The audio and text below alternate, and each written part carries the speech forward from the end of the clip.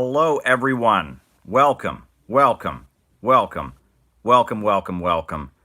I'm happy to talk to you. You're happy to talk to me. It's Saturday evening. I am in my lovely Brooklyn apartment, sitting in front of my bookshelf, which I know is by far everyone's favorite background, the white walls in the other room you don't like. And we're going to have a great conversation. So much that we can talk about. Plus, I'm sure you all have plenty that you want me to talk about. It's going to be a great night. We have a great evening ahead of us. I am excited. You are excited. So much to discuss. So much unnamed diet beverage. So many people watching. So many conversations to have. I am going to jump into things. But stay tuned. We will do our roll call, our traditional roll call, after the first little segment is done. I wanted to begin, folks, by asking a question.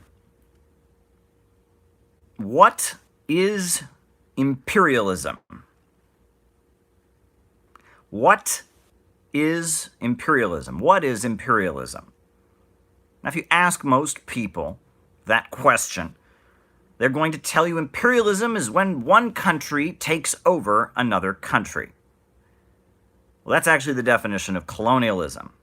I remember at one point when I was an activist, I encountered a group of Chinese college students. They were quite excited to see that I was a communist, but they didn't speak English very well. So I was trying to have a conversation with them about politics. And of course, I said the word imperialism. They did not know this word in the English language.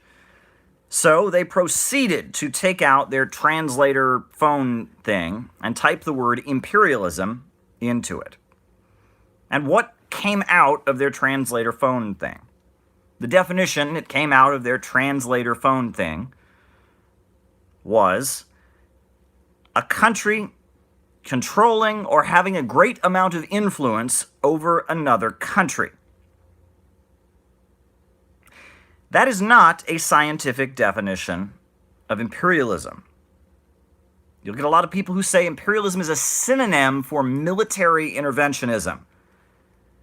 When one country attacks another country, sends its military to another country, they are, quote, engaging in imperialism. This is not correct. Imperialism is not a policy. Imperialism is not a verb. It is not an action. Imperialism is a system. Imperialism is a stage in the development of capitalism. Capitalism divides into 4 stages. The first stage was primitive accumulation, in which the capitalists were taking apart the feudal system, breaking apart the feudal commons, engaging in colonialism, conquering the New World, the trans-African slave trade, transnational slave trade, the breaking up of the feudal commons, the enclosure movement. All of this was primitive accumulation. It was the beginning of capitalism. It was property of the feudal lords and the monarchical class being seized by the factory owners, by the capitalists, by the private owners. That was the first stage of capitalism. The next stage of capitalism was industrialization. And that was the stage that Karl Marx wrote about. That was workers being hired by factory owners in order to produce products. Capitalism, when it was in the stage of national markets, with factory owners and factory workers and new inventions to make production more efficient, that was industrialization.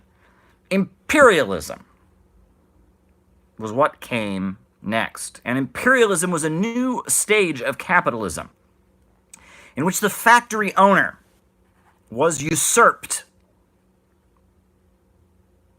by the banker.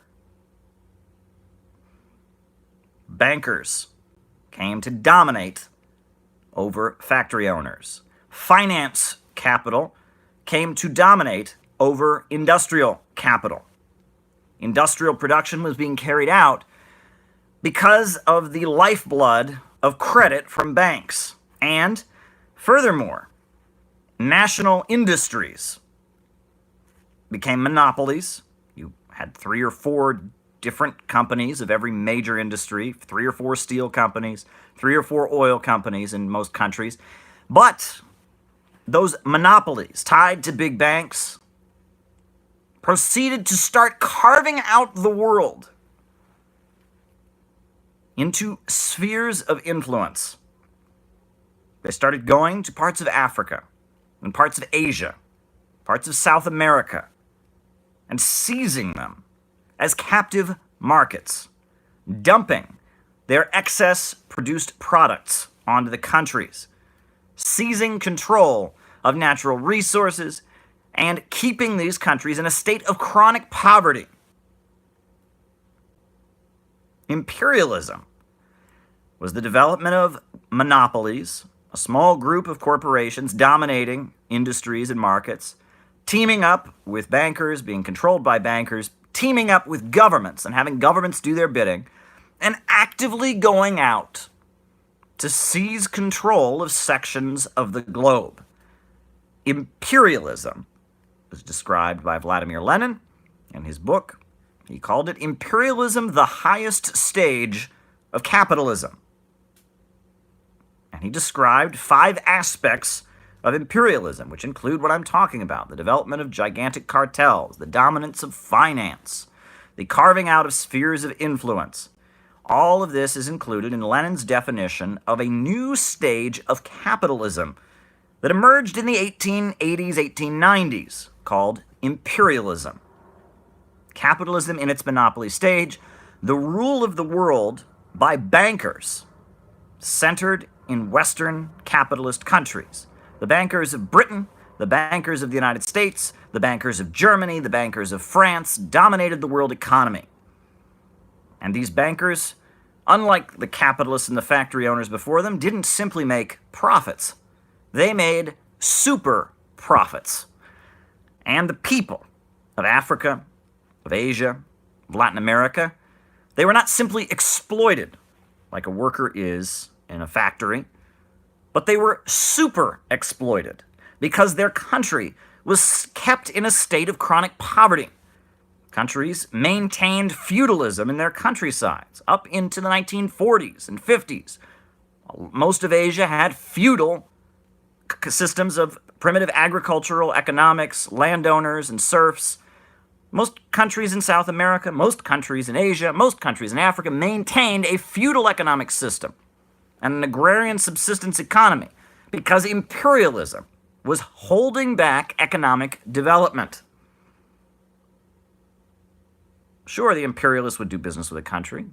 They would happily extract its resources, might even set up a few factories in the urban centers, but for the most part, they kept these countries poor. They kept them as captive markets, purchasing products from the West, purchasing products from the Western capitalist countries, and maintaining semi-feudal relations in the countryside.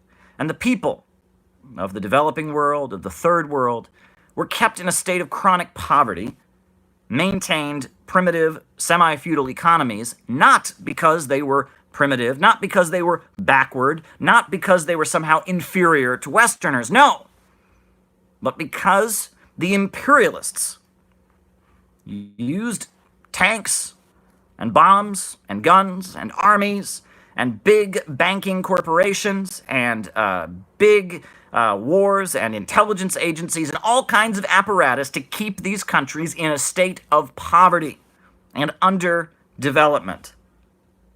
If you want to understand imperialism, there's a great movie you can watch starring Marlon Brando called Burn. And it's in a fictional island nation, and it shows the British imperialists sending an intelligence officer to seize control of the island under the guise of a revolution. Very good movie. Very, very good movie. If you want to understand imperialism,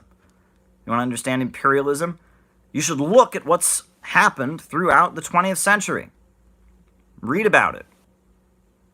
Read about how countries gradually broke out of colonialism, but were kept in states of chronic poverty. You should read about the Opium Wars in China, where China was forced to allow the British to come in and put all their domestic manufacturers out of business, was forced to let the British come in and pour drugs into their country, get people addicted to drugs so they would work as slave laborers.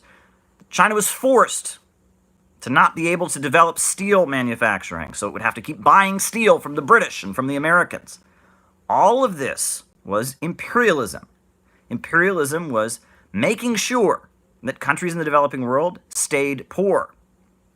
Imperialism was the British going to India and burning down all the textile mills.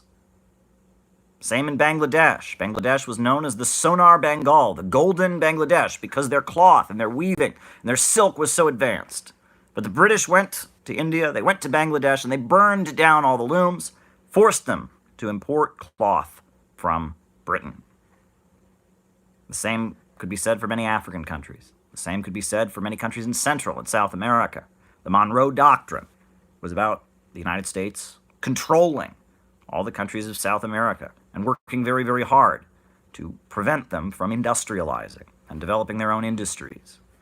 Yes, this is the nature of imperialism. And let me add that it is because of imperialism that socialism arose in the developing world. And it is because of imperialism that socialism has not arisen in the first world. It was because of imperialism that countries around the world began fighting for their national liberation. Right? Countries like China, countries like Cuba, countries in Africa like Zimbabwe, countries in South America, countries all over the world were fighting to develop.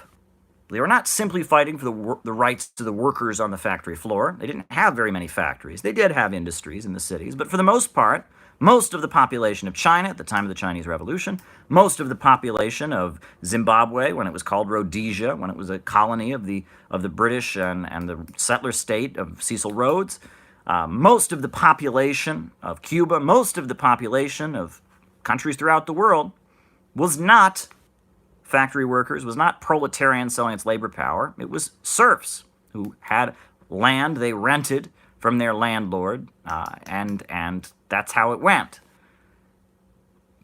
And many of the people who were attracted to socialist movements in China, socialist movements in Russia, socialist movements in Africa, socialist movements in Latin America, were not poor people. They were from the wealthy classes. But they were attracted to socialism because they saw their country being held in chronic poverty by the domination of Western capitalism, by imperialism.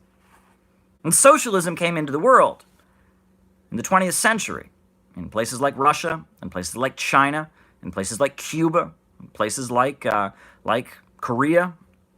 It came in because these countries were trying to seize control of their economies in order to break out of imperialism. It was a struggle for national liberation. And the only way national liberation could be achieved was with socialism. Because at that point, the economies of the imperialists, the capitalists of the Western world, were far stronger than the capitalists of the colonized and developing world. And so, it was necessary to put the working class, to put the peasant class, to put the middle classes into motion in an effort to break the country free. And that's why successful national liberation struggles that actually result in the country breaking out of imperialism have almost always led to socialism. Right? Whether it's Marxist-Leninist socialism, whether it's Ba'athist Arab socialism, as we saw in the Arab world, whether it's Bolivarian socialism, as we've seen in Latin America more recently, whether it is the Indonesian socialism that we saw develop before the ugly 1965 coup in which 500,000 people were slaughtered in order to impose the rule of capitalism onto Indonesia, whether it was the socialism of the Islamic socialism of Pakistan with Bhutto that we saw developing, national liberation struggles to break a country free from the imperialist system, struggles for countries to develop and break themselves out of poverty and begin building themselves up and industrializing, building railroads, building steel manufacturing, electrifying the country. The only way this could be done in the 20th century was with socialism. And it's because of imperialism that socialism came into the world and it came into the developing world. And it's because of imperialism that socialism has not come to the Western countries. Many critics of Marxism will look at the Communist Manifesto, they'll look at Capital, they'll look at Marx's writings such as The Poverty of Philosophy, and they'll say, in the 1840s, in the 1850s, in the 1860s, in the 1870s, Karl Marx was predicting that the working class in the Western world would just keep getting poorer. They were just going to keep getting poorer as a result of capitalism and the development of technology. The industrial workers of Britain were supposed to just keep getting poorer. The industrial workers of the United States were just supposed to get poorer. The German workers were just going to get poorer. The French workers were all just going to get poorer.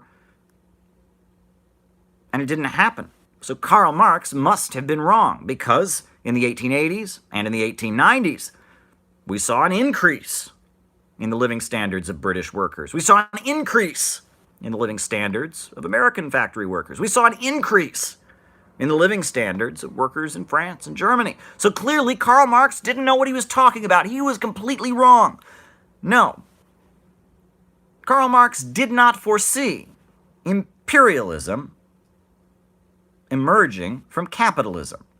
If these countries had remained simply industrial capitalist countries, if industrial capital had not merged with finance capital, if gigantic monopolies had not emerged, if they had not begun carving out the world as spheres of influence, what Marx predicted would have become true. But it was only because of imperialism. It was only because of the fact that the Western capitalists began to make super profits that in the 1880s and the 1890s, they could begin buying off a section of the working class with their super profits. The imperialists were able, not by intention, it just kind of developed. It wasn't a big conspiracy, it just kind of happened.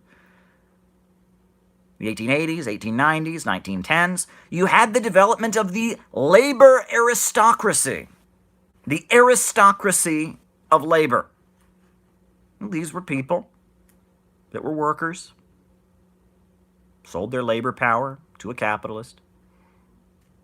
But they made enough money, and they saw their living standards increasing. And on that basis, they became big supporters of the capitalists and big supporters of imperialism. The skilled craftsmen, the pipe fitters, the construction trades, the electricians, these folks, the plumbers, that were technically workers selling their labor power, technically workers, but they made so much more than other workers. They felt loyalty to the empire and hostility to the, quote, lower and deeper sections of their class, such as the, quote, unskilled workers, such as those who worked on assembly lines. The working class in the Western world was stratified. There was a stratification of the working class in Western countries that made it so solidarity was far, far more difficult.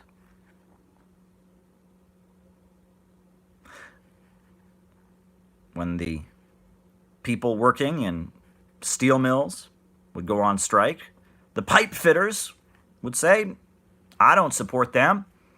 They're not skilled. They're just working the assembly line. They don't deserve the pay that I get. When the meatpacking workers, you can read about them in The Jungle by Upton Sinclair, the conditions of the meatpacking workers, the packing house workers. They would go on strike. The pipe fitters and the plumbers would say, no, we're not going to go out and support them. We'll cross their picket line. We don't support them because they are unskilled workers. And we are Irish, maybe, We are English, maybe. We're German, maybe. But these folks are from Eastern Europe. These folks are Italians. These folks are Roman Catholics. We're not going to have solidarity with them.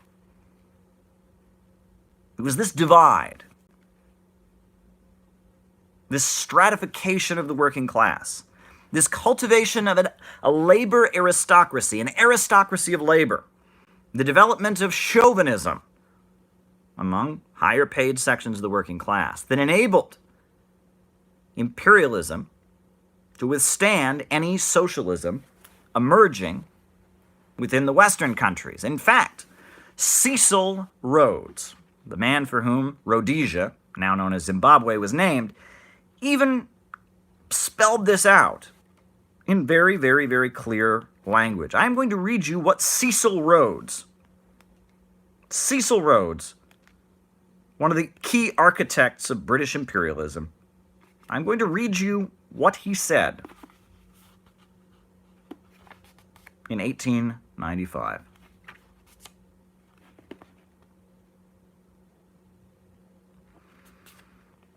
He said, quote, "I was in the East End of London, a working class quarter, yesterday, and I attended a meeting of the unemployed, and I listened to their wild speeches, which were just a cry for bread, bread.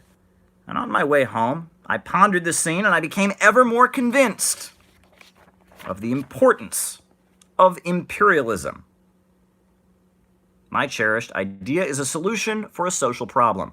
In order to save the 40 million inhabitants of the United Kingdom from a bloody civil war, we colonial statesmen must acquire new lands to settle the surplus population, to provide new markets for the goods produced in the factories and mines. The empire, as I have always said, is a bread and butter issue. If you want to avoid civil war, you must become imperialists." He's spelling it out. In order to prevent the working class of Britain from rising up and demanding its rights, from fighting against the British capitalists and seizing control of their factories, in order to prevent a civil war, you must become imperialists. Imperialism defined the 20th century, with Western capitalism engaging in imperialism, being in the stage of imperialism, fighting to to maintain its super profits, exploiting the rest of the world, and countries in the developing world establishing socialism in order to resist imperialism. That was the 20th century. But, as I will get to later, I believe we are now in a new stage. We are now seeing imperialism breaking down. The crisis facing the United States, the crisis facing Western Europe, the crisis facing the centers of the global economy, the Western countries, the imperialist powers, the crisis unfolding within their homeland is the result of imperialism giving way to a new stage of capitalism in crisis, accumulation through destruction. And I will talk about that shortly. However, now that we're all here and we understand what imperialism actually is, that imperialism is not a word for one country invading another country, that it actually has a scientific definition, it's an economic system. Now that we understand that, now we can do that thing that we always do. Now is the time. Tell me your name. Tell me your location. Give me a shout out. Let's talk. Let's have fun. Go. Tell me where you're at. Names and locations. I'm waiting. Hello from Argentina. After the fall of Macri, says Tanky Time. Hi, Caleb. Shout out, says Maupin Time. Hello from Belgium. Albany, says Lawrence Chu. Sacramento, Matt Williams. I'm in France, says Kamsamal. Jenny Lynn is out in Ohio. Adam Jensen is from Germany. Someone's in Tasmania. Bolshevik Neocon is in Austria. Someone's in Liverpool. Hi, Caleb from Toronto. From Dallas, Texas. From Northern Kentucky. From Mississippi. From Pennsylvania. From East Germany. Hi from Scotland, says Heidi Edelweiss. Hi from Fort Worth, Texas. Marvelous. Christopher Semanchik is in Cleveland. Anthony Pinza is in Cleveland. This is exciting stuff, folks. This is very, very exciting stuff. Ianopoulos is in Wisconsin. Tarvak is in Germany. Monetizing Dissent is in Ireland. Tim is in Liverpool. Fellow Kentucky Comrade is in Star, or Star is in Fellow Kentucky Comrade, or whatever, however you want to read that. It's a great evening, folks. Yes, sir, says Big Haywood. John L. is in St. Louis. So I guess you're John L. Lewis. Clever one there. Reference to the leader of the Miners' Union during the 1930s. Former Akronite here says RB. RB. I'm in Dallas, says Stuart Becker. Stuart Becker's a great fellow. Good guy. Folks, George Kraft is in Austin, Texas. Salve Campano is in Italy. Harry is in Madrid. Broadway, North Carolina, Matthew Jones. Valfrit in Sweden.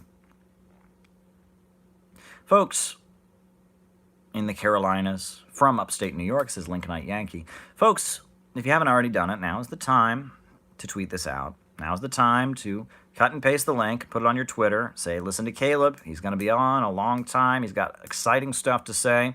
Now's the time to tweet this out. Now is also the time to make a Facebook status. Shout out to Stanley Stan Lin.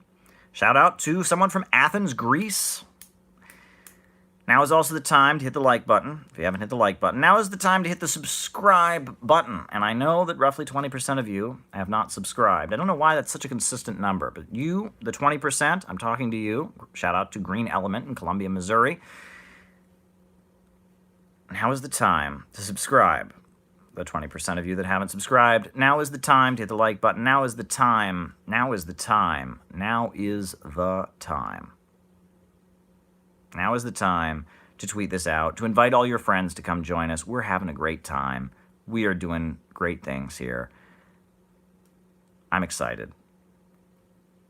I'm here in my lovely Brooklyn apartment. The sun is down. It is winter. It is November.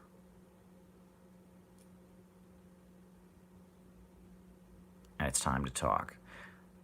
Someone is in Paulsboro, Washington. Interesting. Never heard of Paulsboro, Washington. I bet it's a great place. Folks,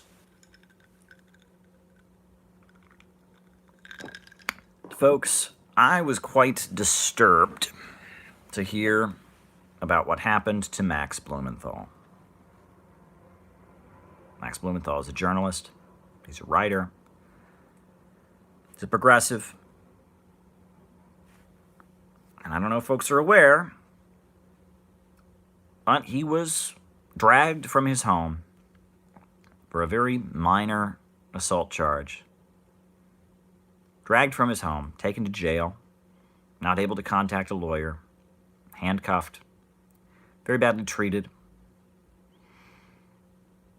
You can read the details of what happened to him.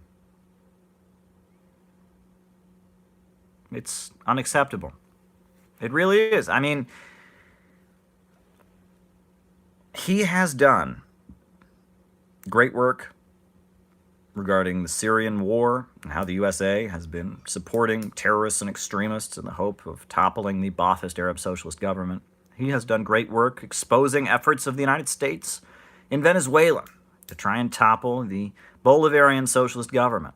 He's done great, amazing journalism. He's written a new book, which I've been reading. I really enjoy. Management of Savagery. Excellent book. Faint Signals from Vega agrees with me, and I agree with her. It's an excellent book. He's written other books as well, talking about the Israel lobby and their influence, talking about the right wing, neoconservatism. I mean, great fellow. Great fellow. Every time I'm able to chat with him or interact with him, it is a pleasure. I don't get to do it that much. He's in D.C., I'm in New York, but every so often we do cross paths, and I must say he's a charming individual, just on a personal level. He listens when you speak, and when he responds to you, he has very insightful things to say. He's just a great human being. In addition to being a great journalist, in addition to being politically someone who's exposing the crimes of imperialism, as we just discussed, he's a great person, just a great man, great fellow. My interactions with him have been a privilege. I'm sure he does not agree with everything that I say on here. And I'm sure that I do not agree with a lot of things that he has said. But overall, he's a good man. He's a good man, and he's an important man, and the work he is doing is great. And that's why I was so disturbed to hear about what was done to him. The attack on him was completely unacceptable. But it fits a pattern. It fits a very important pattern. Folks, a video went viral last weekend here in New York City of the police, closing the doors. Watch the video. Shout out to Eve, my friend out in Colorado. Watch the video of what the police did in New York City. A man jumped the turnstile, and the response of the police was to go in like it was a SWAT team fighting Al-Qaeda. Watch the video. Unbelievable. Terrorizing a whole subway train. They see a group of people assembling with guns. They move in, all in response to someone jumping a turnstile, not spending $2.35.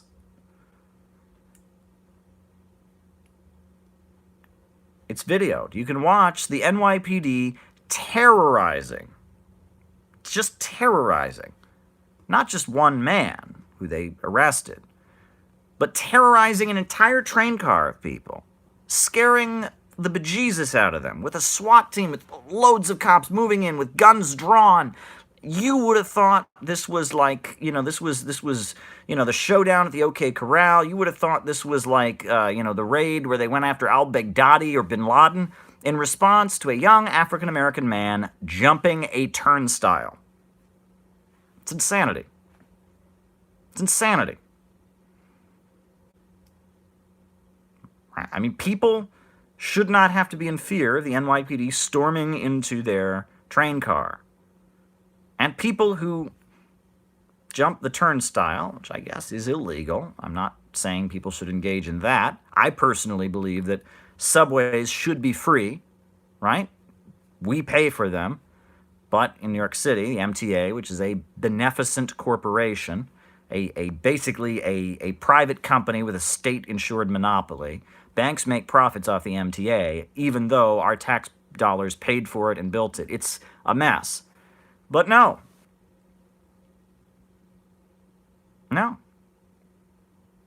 This is unacceptable. It is completely unacceptable. What was done to Max Blumenthal is completely unacceptable. What was done in the New York City subways was completely unacceptable. There's another video of police responding to some kind of, young people on the subway getting rough and moving in and just randomly and punching in the face observers. Unacceptable. Punching people in the face. Unacceptable. But what's also unacceptable at this point is the prison population of the United States being larger not just by numbers but by percentage than any other country in the world. China has over 1 billion people in their country, many times over our population. We've got 300 million, they've got 1 billion. Yet they have nowhere near as many people in jail as we do.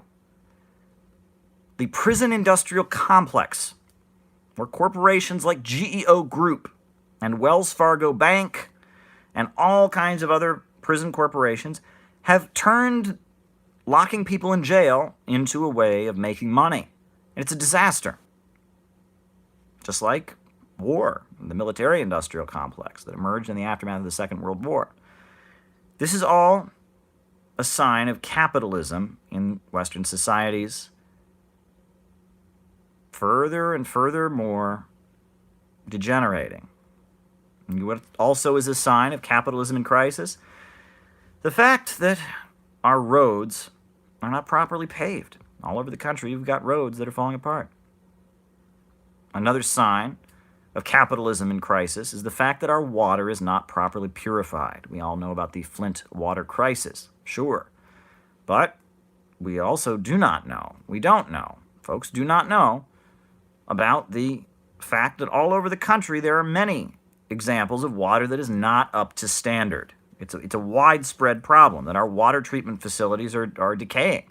Our power plants are not particularly doing well. This fire raging in California, what may have started it?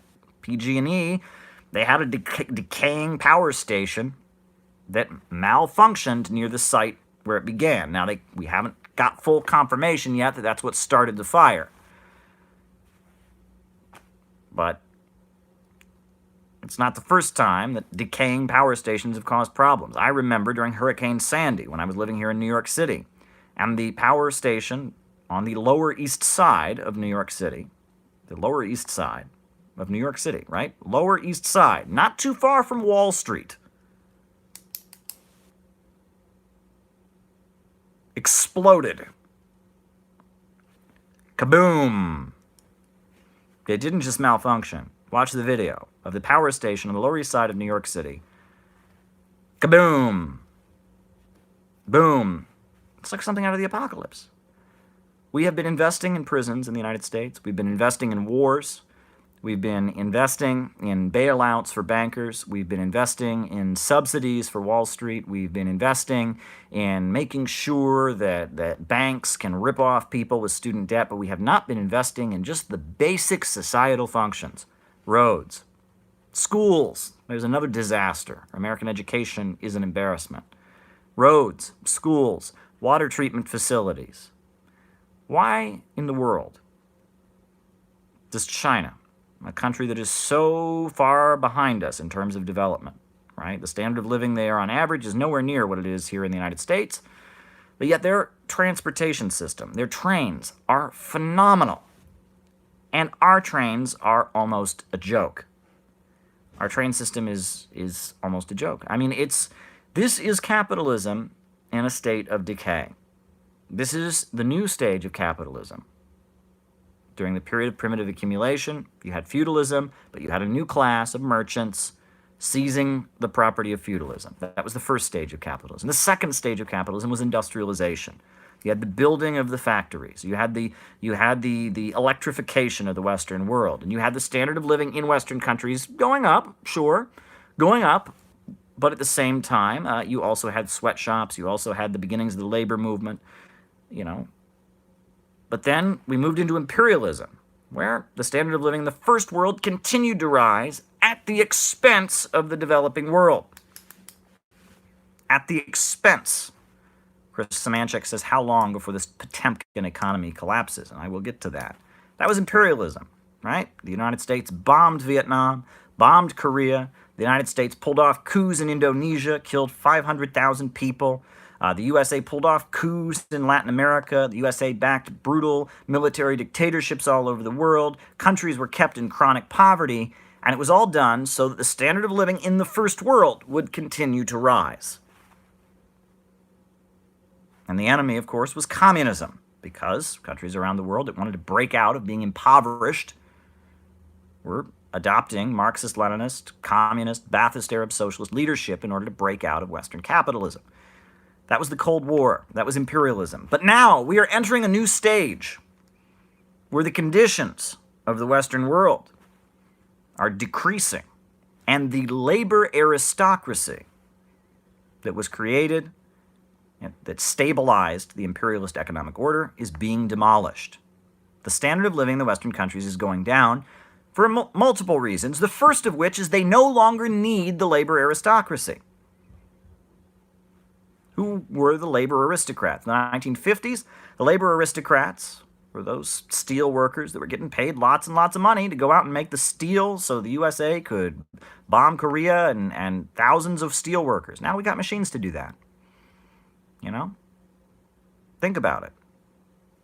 The computer revolution has eliminated so much of what labor aristocrats used to do. Car production. You know, the UAW auto workers were making lots of money. Very, very well-paid workers. But now we have cars made, you know, we don't need as many assembly line workers. The labor aristocracy being eliminated by technology, but also by a globalized production apparatus in which, you know, a single product might be made in like 15 different countries. Right? I mean, think about it, right? You could be holding a pen in your hand that was, one part of it was made in Africa, and another part of it was made in South America, and another part of it was made in China, and another part of it was made in Bangladesh, and another part of it was made in Thailand. Think about it. We have a globalized production apparatus. Furthermore, the power of labor unions has significantly weakened. You add all these factors together. Furthermore, there's a falling rate of profit due to the advances in technology. You add all of this together, and we're seeing that comfortable layer that kept imperialism in order, that layer of comfortable workers in the Western countries that were there to make sure there was never any crisis, that were there to support every war, with their white picket fence and their house and their car and their TV set, and they were working class, but they loved the bosses. They were hoping that they would be millionaires someday. They had racist attitudes. That is being eliminated. And it's being replaced with a police state.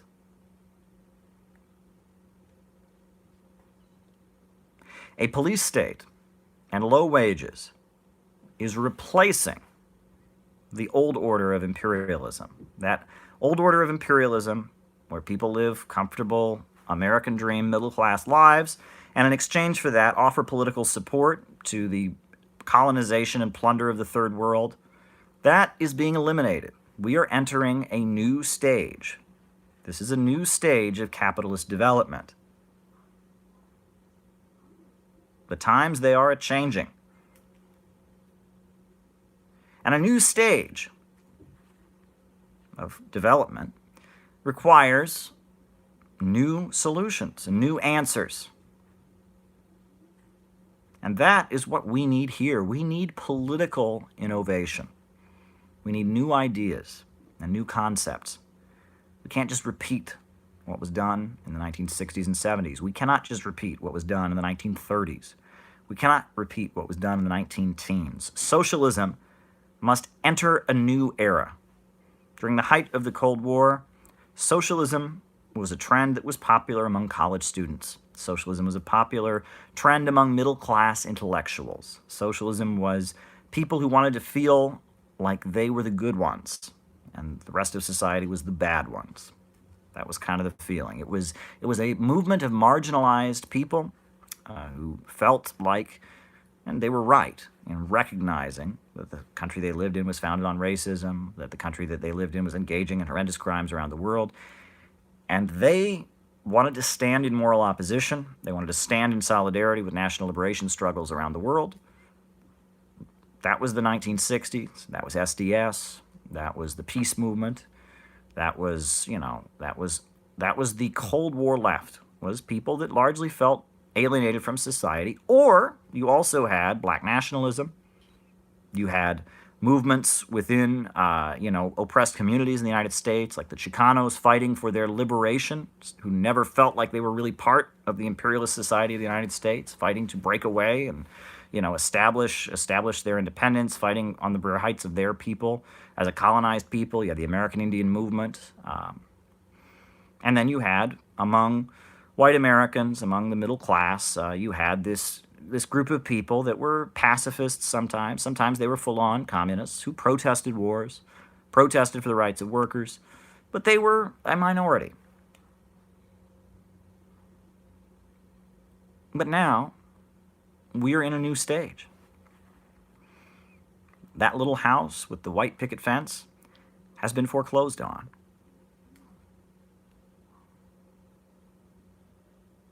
That father who worked in that little house with the white picket fence no longer has a job at a steel mill.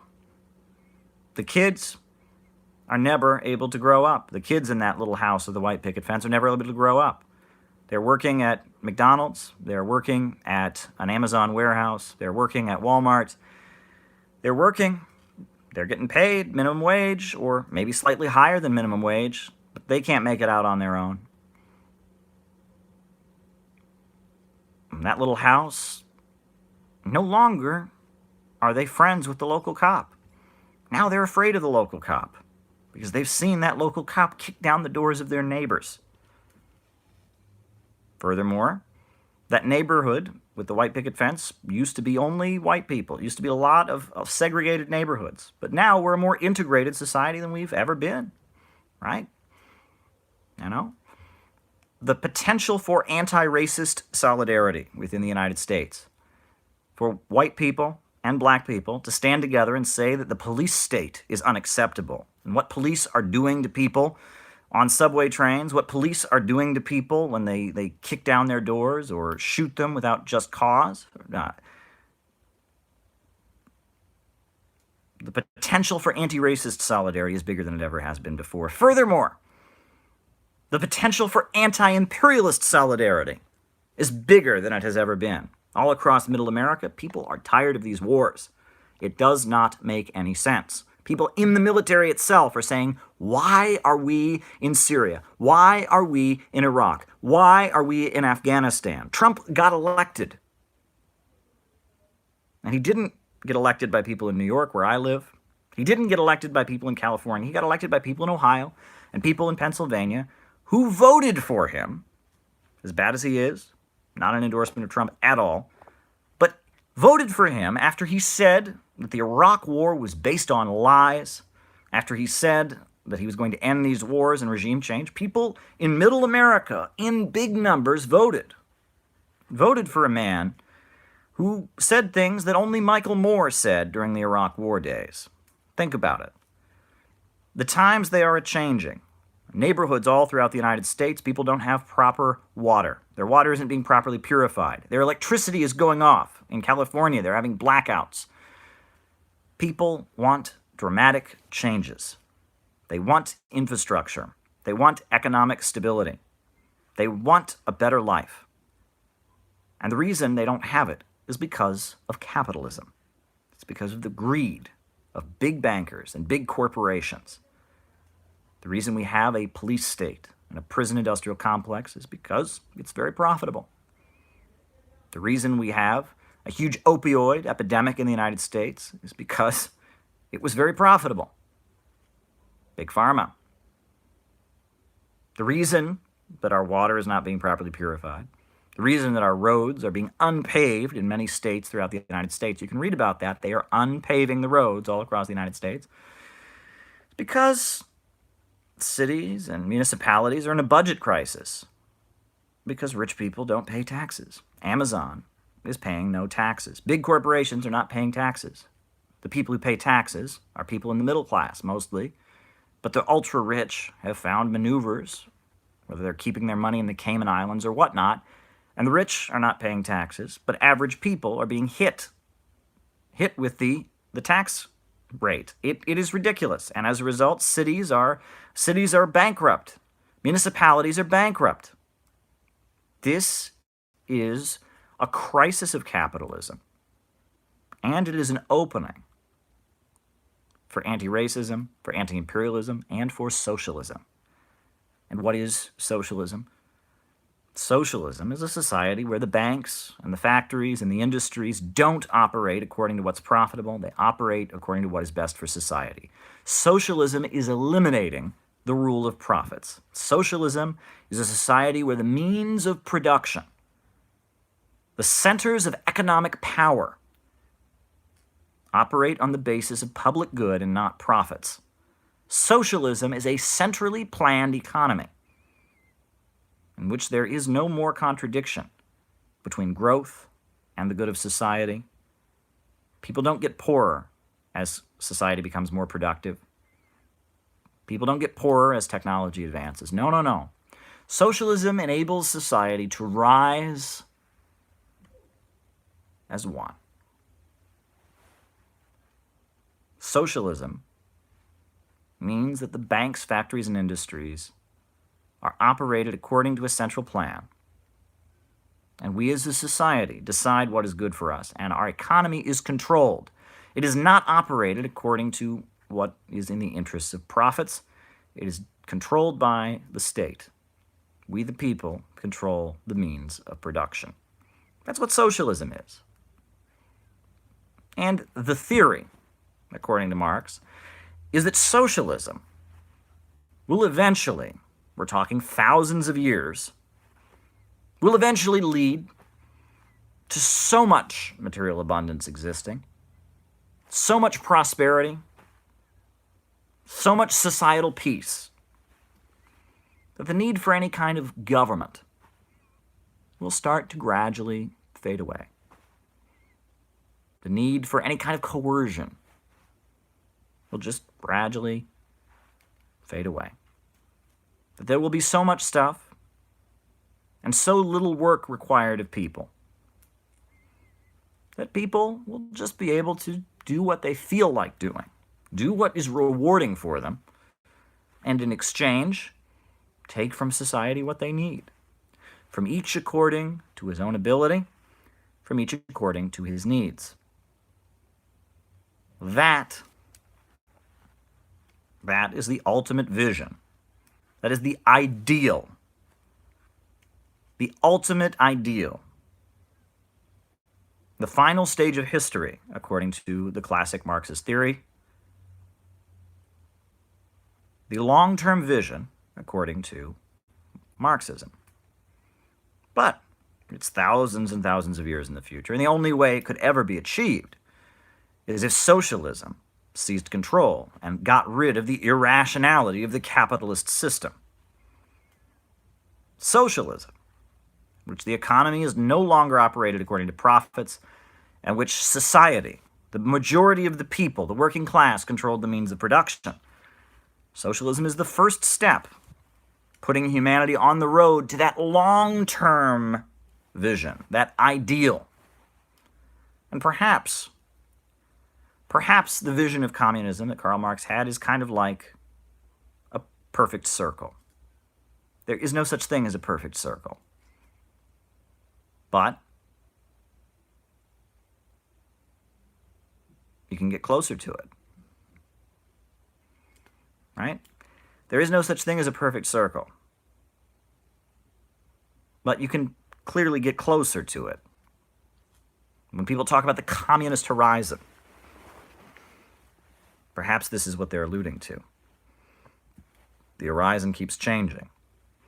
But the more we can get to a society without coercion, the more we can get to a society of material comfort, the more we can get to a society where people no longer live in fear, the more we can have a society of economic justice, the more we can have a society where the economy functions in the interests of all the people, the better. That is Marxism. And Marxism is one of the most important ideologies that has ever existed. Marxism-Leninism. This stuff really defined the 20th century. And it continues to define the world in the 21st century. China is guided by Marxism-Leninism, Mao Zedong thought, Deng Xiaoping theory, and socialism with Chinese characteristics, and Xi Jinping's thoughts for a socialist society. That's a fact. Latin America is guided by an ideology, many countries in Latin America, I should say, are guided by an ideology called Bolivarianism, which is a mixture of Marxism-Leninism with traditional ideas and the culture of people in Latin America, as well as with the religion of Roman Catholicism. The socialist government of Nicaragua, they espouse an ideology. Their slogans that you see painted everywhere in Nicaragua are Christianity, socialism, and solidarity. Christianity, socialism, and solidarity. That's the ideology of Nicaragua, right? Venezuela is a Bolivarian socialist republic. Bolivia espouses Bolivarian socialism. Evo Morales at one point did describe himself as a Marxist-Leninist, but he was certainly not a Marxist-Leninist in the sense the Soviet Union was, and not in the sense that China was. Each of these countries develops their own unique road to socialism. The people of Syria, the reason that they have huge power plants in Syria, the reason that they wiped out illiteracy in Syria is because they adopted Ba'athist Arab socialism, which they studied Marx and they read Marx in their schools, but they had their own unique brand that incorporated Islam, that incorporated Arabism and the history of the Arab people, and they developed Ba'athist Arab socialism. There are many different forms of socialism.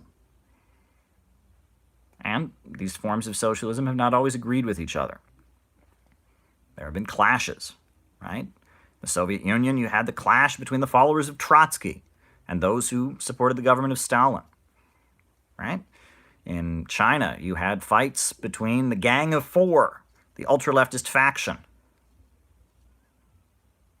And you had other folks who didn't agree with them, the rise of Deng Xiaoping. Socialists don't always agree with each other.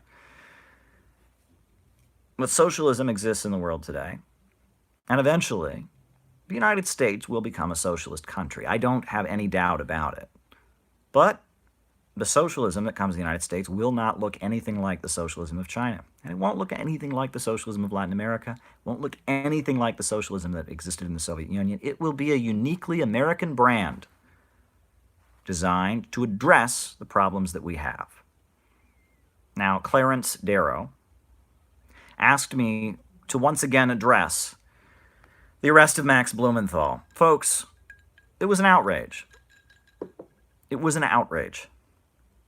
If you're not outraged by what was done to Max Blumenthal, something's wrong with you. Something is wrong with you. What they did to him was not acceptable. And if you call yourself a progressive, if you call yourself a socialist, I don't care. If you disagree with something that Max said, I don't care. If you have some gripe about something that Max did, I don't care. It doesn't matter. Because what was done to Max Blumenthal is a threat. It is a threat to all of us. It says that if you go too far in criticizing U.S. foreign policy, if your journalism, if your writing, if your political opinions, if your social media feed upsets them, they have the right to do what they did to him.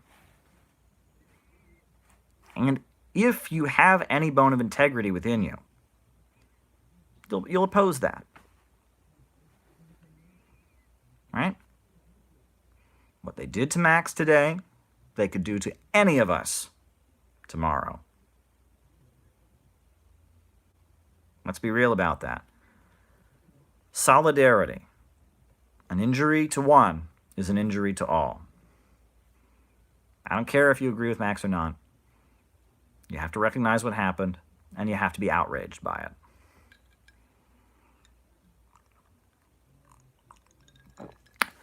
That brings me to another point, and I thank Clarence Darrow for raising it once again. That brings me to another point. Because for months, in the lead up to the attack on Max Blumenthal, there was a big effort. It's been going on for years, really. There was a big effort to make left-wing and progressive people not want to defend him. Get on social media. Look at what's been said about Max Blumenthal over the course of the past 2 years. There are numerous accounts on social media of people calling themselves socialists, people calling themselves progressives, people calling themselves peace activists, people calling themselves anti-racist, people calling themselves woke, people who seem like good progressive folks attacking Max Blumenthal and not disagreeing with him, because that's normal. That's healthy. A polemic is a big part of the Marxist movement historically. But these people weren't disagreeing with Max. They were saying Max Blumenthal is a fascist. Max Blumenthal is a Nazbol. Max Blumenthal is a, quote, red-brown. Max Blumenthal is anti-Semitic. Max Blumenthal works with a fascist regime. And these allegations were based on nothing. Trust me, folks. Max Blumenthal is a lefty. Read any of his writings. He's a leftist. He's anti-racist. He's, he's on the left. No question about it. But so many of these people on the internet decided, well, he supports the Syrian government. Or let me rephrase that. He doesn't want the United States to be funding terrorists for the purpose of overthrowing the Syrian government. And I learned from CNN that Assad is a fascist. So therefore, Max Blumenthal is a fascist. Folks, now, I saw Max Blumenthal do an interview with RT, which is a Russian TV network, so therefore, Max Blumenthal is a fascist because Russia, Trump, I learned from Rachel Maddow. Shut up. Seriously. You see, here's the thing. It's one thing to say you disagree with something Max did. That's fine. But when you tag on the allegation that therefore he's a Nazi, therefore he's a fascist, what you are then doing, let's be real, folks, what you are then doing is saying it's okay for the government to come after him. That's what you're saying. You're saying it's okay for the government to come after him. It's okay for Antifa to engage in violence against him because he's a fascist. That's what that means in left-wing circles. If you would call someone a fascist, you are saying, I approve of repression and violence against them. That is what you are saying.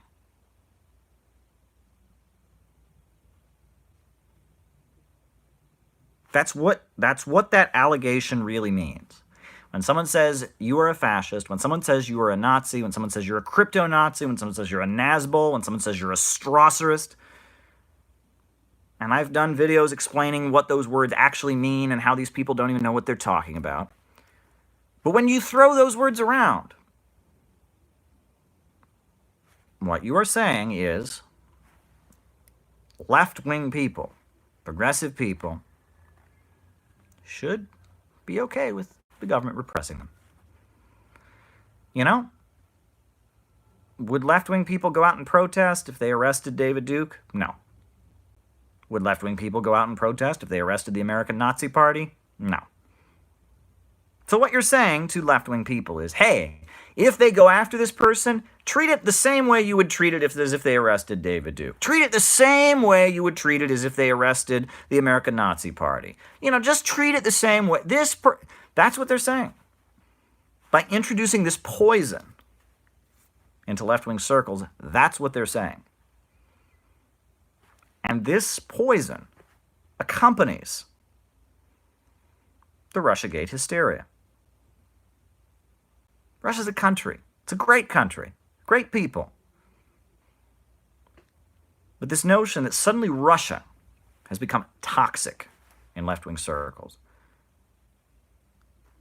is unbelievable. It's really unbelievable.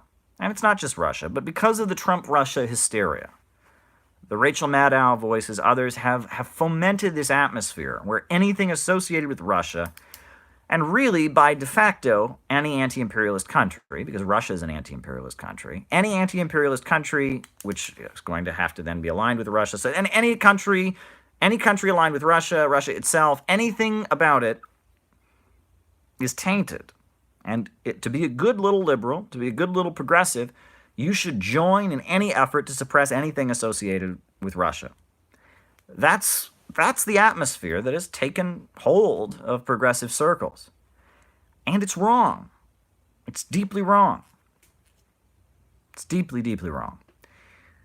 Folks, do you know where this red-brown claim, this claim about a red-brown alliance started? I bet you don't. I'll tell you where it started. A lot of people don't know this. The claim of red-brown alliance, red-browns, it started in 1993. The Soviet Union fell in Russia. Soviet Union collapsed and, Soviet Union was dissolved. Russia no longer was part of the Soviet Union. Neither were the other countries that made up the Soviet Union. And Boris Yeltsin was leading the Russian government, and he started ripping the country apart. You don't believe me? Read what Naomi Klein says about it. Read about it, right? people losing their jobs in mass. The standard of living going down, huge skyrocketing rates of drug addiction, the rise in human trafficking, sex trafficking. It was a nightmare. And Boris Yeltsin was overseeing the looting of Russia by American corporations. Russia stopped producing its own food, had to import it all from the United States. Russia stopped producing its own steel, had to import it all from the United States. The country was being looted and wrecked. And they elected a government, a parliament, a Duma, that opposed it and stood up against Boris Yeltsin and the Western corporations that were doing this to the country. And so Boris Yeltsin dissolved the elected parliament. And the elected parliament, it was the Communist Party, but it was also some Russian nationalist parties. A lot of people who said, well, maybe I'm not a communist, but I don't agree with this it's bad for my homeland, Russia. Right? 1993, Boris Yeltsin dissolves the parliament. And in response to that, the parliament refused to leave. They'd been dissolved by the president under his constitutional authority. They refused to leave. And so the military then started shelling the parliament. People died. It was an ugly episode of violence. Talk about Black October, the constitutional crisis of 1993. Only one or two communist groups in the United States said anything about it. Right? The Workers' World Party protested against this. The Communist Party, USA, protested against it. Some of the ML, I forget which ones, a couple of the, formerly Maoist groups protested against it. Most communist groups in the United States looked the other way. I kid you not. It was disgusting. All these Trotskyist groups, all these Maoist groups, all these anarchist groups, all these socialist groups looked the other way. And they said, well, we don't care. But the Workers' World Party, the Communist Party USA, and a couple other organizations said, no, this is wrong.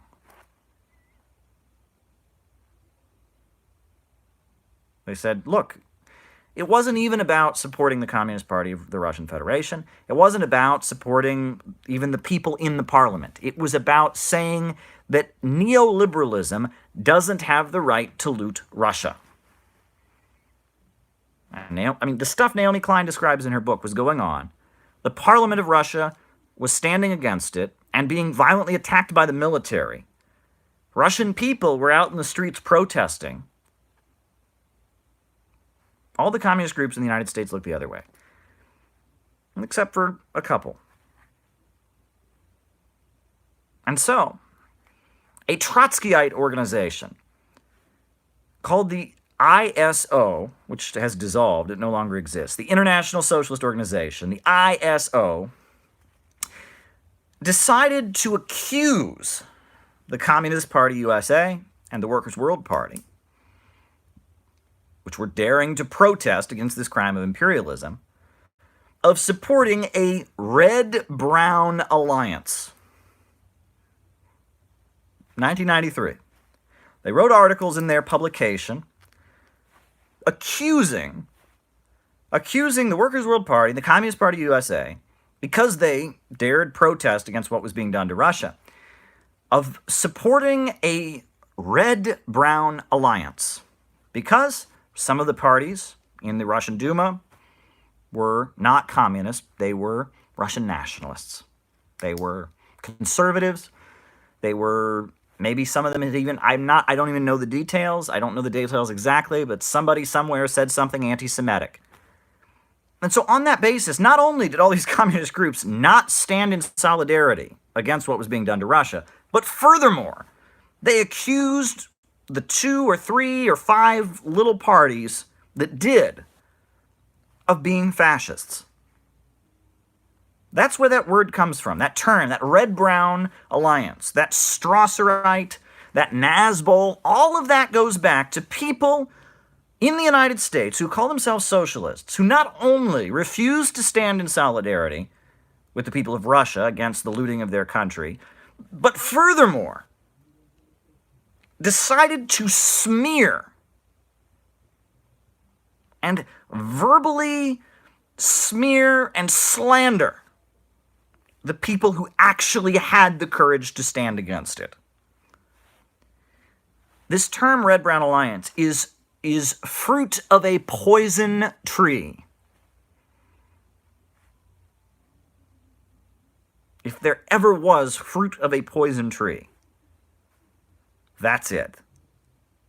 So whenever you hear anyone use this term, know where it originated. Where did the term Red-Brown Alliance come from? It came from Trotskyite opportunism done in the name of trying to support and justify what the imperialists were doing to Russia.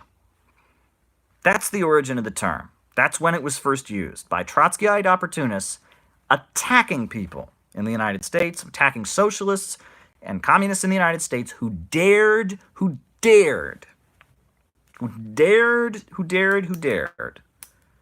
stand against what was being done to Russia. That's what it gets down to. And it's an unacceptable term. It really is an unacceptable term. And, I mean, that's what needs to absolutely be said.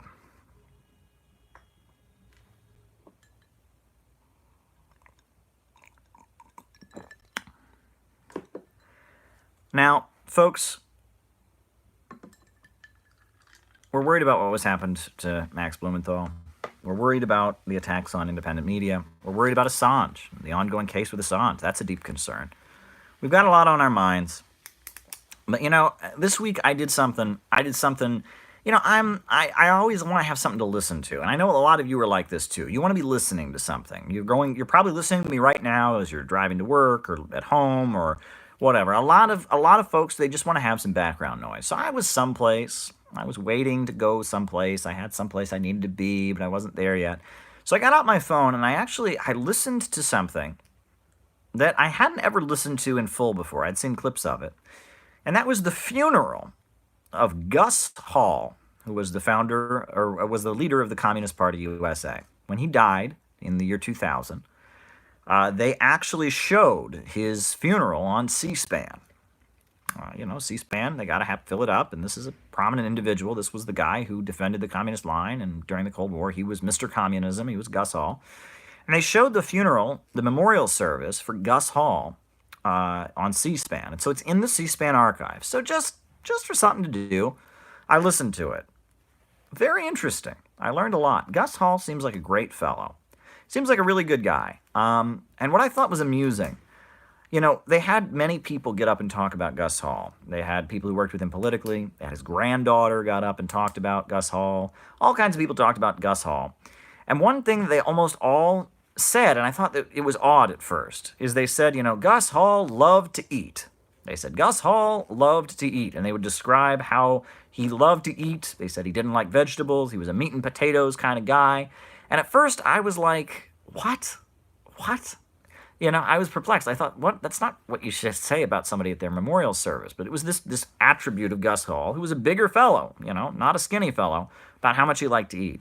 And I thought that was such a weird thing to talk about. But then, later, in the memorial service, they started talking about Gus Hall and his history. This is a guy who goes back to the 1930s. And they talked about how Gus Hall, one of the main things he did was lead hunger marches. Hunger marches. People that were hungry, right? Gus Hall would tell the story of how he in Minneapolis and in Youngstown, Ohio, they used to lead crowds of people that would, hungry people that did not have food would be led by communists to local food warehouses, and they would pry the warehouses open and steal the food so that hungry people could eat it. Yeah. Think about it. If you were somebody, if you were a teenager in your early 20s, and you were living at a time when you were working with people who actually starved, who literally did not have food, did not know where their next meal was coming from, if you yourself, which Gus Hall most likely was in situations where you literally did not have enough food, eating would be very important to you. Furthermore, Gus Hall went to federal prison for years. 1948, the entire National Board of the U.S. Communist Party was put on trial under the Smith Act and charged for the crime of thinking. Right? They weren't charged for anything they did. They weren't even charged for anything they said. They were charged for things that Karl Marx said and things that Vladimir Lenin said. The Smith Act was a 1940 law that was in effect at that point that said you could not teach the necessity of the violent overthrow of the U.S. government or any ideology in which that was implied. Basically, what the Smith Act said was, okay, so you don't have to actually say you want to overthrow the U.S. government. You don't actually have to believe that. You just have to be preaching an ideology that might lead one to that conclusion. The evidence against Gus Hall and William Z. Foster and so many of the other defendants, the evidence against them, what was the evidence against them? It was the Communist Manifesto. It was the State and Revolution by Lenin. They had a couple like witnesses that were like police infiltrators of the Communist Party, and they got up there, and the Communist Party was not convicted for trying to overthrow the U.S. government. They were not convicted for even advocating overthrowing the U.S. government. They were convicted of conspiring to teach an ideology that could potentially lead someone to the conclusion that you should overthrow the U.S. government. And Henry Winston was leader of the Communist Party, and he went to federal prison, and as a result of being kept in conditions where he didn't have proper light, and as a result of not getting proper food, he went blind. He lost his eyesight. He was an African-American leader of the Communist Party, Henry Winston. And Gus Hall, just like the rest of the National Board of the Communist Party, went to federal prison. And in federal prison, they don't feed you too well. So not only did Gus Hall live under conditions of starvation, and leads crowds of starving people to fight for their rights and to break open food warehouses and eat food. And not only was so much of his political history involving people that were starving, Gus Hall also spent, at least half a decade in federal prison, not eating too well. So the fact that Gus Hall had this attribute that every single speaker, it seemed not every single one, but almost every speaker at his memorial service seemed to talk about the fact that Gus Hall loved to eat. He just loved to eat. He loved eating. Well, think about it. And that kind of makes sense coming from where Gus Hall came from. His granddaughter, in her speech, she talks about how Gus Hall, he was always coming over to their house, having gone shopping at a local supermarket and bought too much, and insisting that his children and that their children take boatloads of food. It's funny because I can remember some older folks that I knew who'd grown up around that same time, who acted the exact same way, who did the exact same thing. We're constantly going to the store and buying too much food, and then going to their relatives and insisting on giving this food that they had bought at the supermarket to their relatives. Older folks act that way. Older folks did when I was a kid. They're all deceased. But the older folks that I remember from when I was a kid in the 90s, they acted that way. And why did they act that way? Because when did they grow up? The 1930s. When people all across the United States were literally starving to death. It's something to think about. It really is. Gus Hall is an interesting figure. And a lot of his writing is very good. His polemics. He writes polemics about China, and he writes polemics about Maoism. He writes polemics about the Soviet Union. He was an interesting fellow, and listening to his memorial service was very educational for me. I would encourage folks who want to learn to listen to Gus Hall's memorial.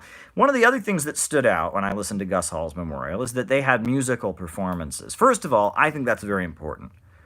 I just got back from LA. We had a great event. I've been going around the country speaking at different universities and community centers and such, but I wish that at every place I spoke, before I spoke or after I spoke, someone could play some music. Really. Too many lefty socialist events are just people talking the whole time. But, shout out to a very good friend of mine, Paul. Really good friend of mine, Paul. He plays the guitar at some of our events that we've had in New York City. It's beautiful. It's beautiful. It adds something to the event. If you can have music, singing, right? It doesn't have to be sing-along, folky music. That's what leftists like. Could be, a violin performance. Maybe poetry. But when you add culture and performance to events, it adds a really special touch. Speech after speech after speech, you just want to go home. But there's something special when they add music. And so they had a soloist perform some socialist songs at Gus Hall's memorial. And one of the songs that they performed at Gus Hall's memorial is called The House I Live In. Do folks know the song The House I Live In? It was made famous by Frank Sinatra. It was written and performed in 1943. And it's a patriotic song that was written for the war. I'm not going to sing it to you, but I'll recite some of the lyrics. What is America to me? The map, the flag I see, a certain word, democracy. What is America to me? The house I live in. It goes on, right? What is it? And there's lines in it, the house I live in, my neighbors, white and black, which at that point, integrated neighborhoods was a big deal. The folks who just came here or from generations back, opposing anti-immigrant bigotry, the town hall and the soapbox, the voice of liberty, the right to speak my mind out, that's America to me. Very patriotic song, right? There's a line in it, America, a land of wealth and beauty with enough for all to share. And it's an interesting song. And I remember hearing that song. The first time I heard that song was on September 11th. So on September 11th, I got home, and I was kind of in shock as a kid. And I remember that everyone was just kind of reacting to the events of 9/11. And on the TV, one of those, so I think it was hard copy. It was one of those TV news programs that were like kind of tabloidy TV news. To just fill airtime, they showed Frank Sinatra singing The House I Live In. And I'd never heard that song before. I knew patriotic American music. I knew, America the Beautiful.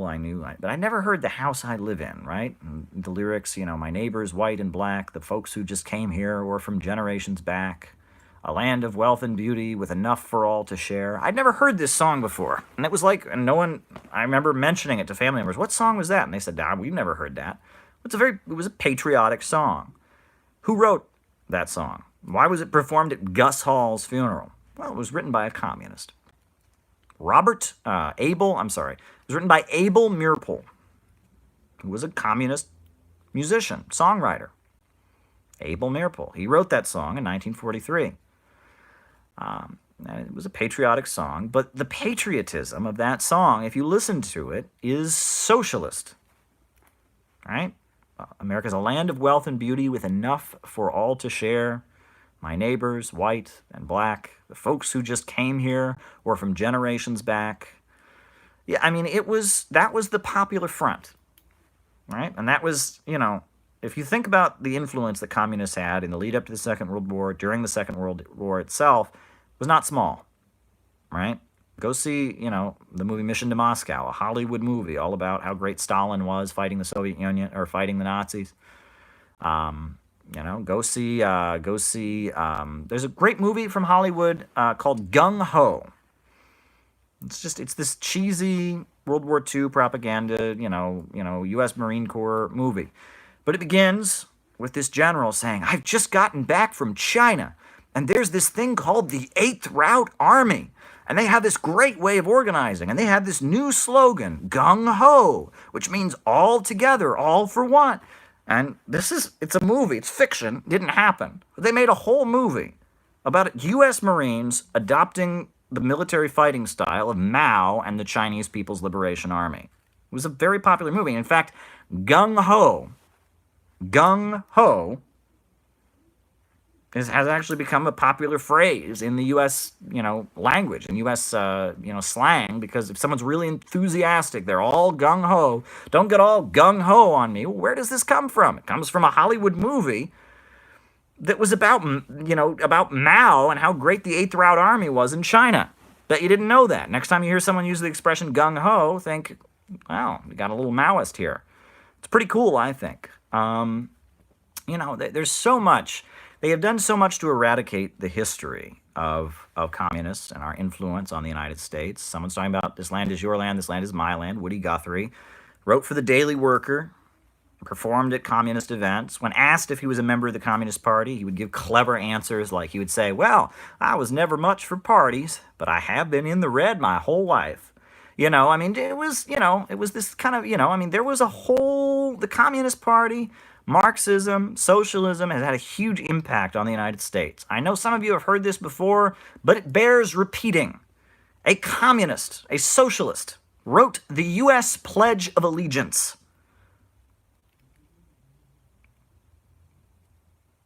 The U.S. Pledge of Allegiance was written by a socialist. Francis Bellamy, Reverend Francis Bellamy, who was a pastor in Boston. And they banned him from the pulpit. The Baptists banned him from the pulpit because every sermon that he gave, he got up and said, the problem is capitalism, and we need to get rid of capitalism. And they said, you can't do that. And they banned him from the pulpit, kicked him out of Boston. So Francis Bellamy, where did he go? He went back to Florida. He went where he came from Florida. Started preaching in Florida. But in Florida, they had a law. Churches on Sunday, whites in one church, blacks in another church. Francis Bellamy said, I'm a socialist. I do not believe in segregation. And he refused to preach in Florida because he didn't believe in racial segregation. He said, if I am going to preach, I am going to preach to white and black together. And they wouldn't let him preach down there, right? This was a preacher whose sermons were so radical that he was banned from the pulpit in both Boston and Florida. Francis Bellamy. There you go. Right. Now, someone's asking about the Bellamy salute. Right, and that was, and it looks a lot like another salute. It was very different, right? And I know what you're alluding to. But yes, originally when the U.S. flags were put in schools, as people would recite the Pledge of Allegiance, they would extend their hand to the flag. Their palm would be facing up, and it was just, they would be toward the flag. It wasn't like a salute. It was like toward the flag. During World War II, people realized that looks a lot like something else. I don't know what you're all alluding to. So they got rid of it. And so that's why now we all put our hands over our hearts for the U.S. Pledge. But yeah, originally, the school kids would, would extend their hands to the flag. People in the military would salute like that, and adult men would take their hats off. And then they stopped doing the kids extending their hands because it looked a lot like something else. It wasn't that something else. That something else is pretty distinctly different, but from a distance, a bunch of people with their hands in the air, you know what I'm alluding to. So they got rid of that, and I don't know why they called it the Bellamy salute. I don't think he invented it. I think it was just a tradition, because when they started reciting the Pledge of Allegiance. But here's the interesting thing. If you really dig, and this one's hard to find, right? You get some old books out. Where did Francis Bellamy get the idea for the words of the U.S. Pledge of Allegiance? Because first of all, it didn't have under God in it. That was added in the 1950s because it was considered to have under God to be anti-communist. But the original words to the U.S. Pledge of Allegiance, I pledge allegiance to the flag of the United States of America and to the republic for which it stands, one nation, indivisible, with liberty and justice for all. Where did those words come from? Where did he get the idea for those words? Well, he got the idea for the words, writing in 1892, from the oath that former Confederates were being forced to take in order to get their voting rights back. In every U.S. state, if you had been a Confederate soldier and taken up guns to fight for slavery, you could vote again. But before you took a vote, you had to take a Pledge of Allegiance to the United States. And every state had a different one. They were all pretty much the same. And basically, you had to renounce the Confederacy and renounce Jim Crow and the Old South, right? This was during Reconstruction. They stopped doing it after the troops were pulled out of the South. But before the troops were pulled out of the South, during the period of Reconstruction, where the Army was in the South, forcing integration before the surrender and pullout, in order to get your right to vote back, you had to take an oath. And the oath, the Pledge of Allegiance, was based on that oath. It was a couple versions of that oath that you had to take melded back together. And if you think about it, you pledge allegiance to the flag, one nation. One nation. Now think about that. The South had just tried to break away. The South had just tried to break the United States. One nation, indivisible, meaning no separatist movement, no breakaway. Furthermore, nation does not have the same meaning as country. A country is a political entity, it's a location on the map. But a nation is a group of people with a common culture, a group of people with a common background, a common economy, a common language. So by saying one nation, these Confederate soldiers were basically being forced to admit that the formerly enslaved people, that black people, were part of the same nation as they were. One nation, indivisible.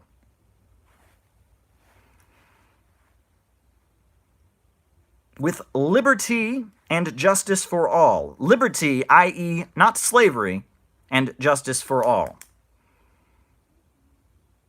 One nation. Now, I realize I hated the Pledge of Allegiance when I was a kid, and I don't think kids should be forced to say the Pledge of Allegiance. I'm not a big advocate for the Pledge of Allegiance, but when the Pledge of Allegiance began, it was very, very progressive.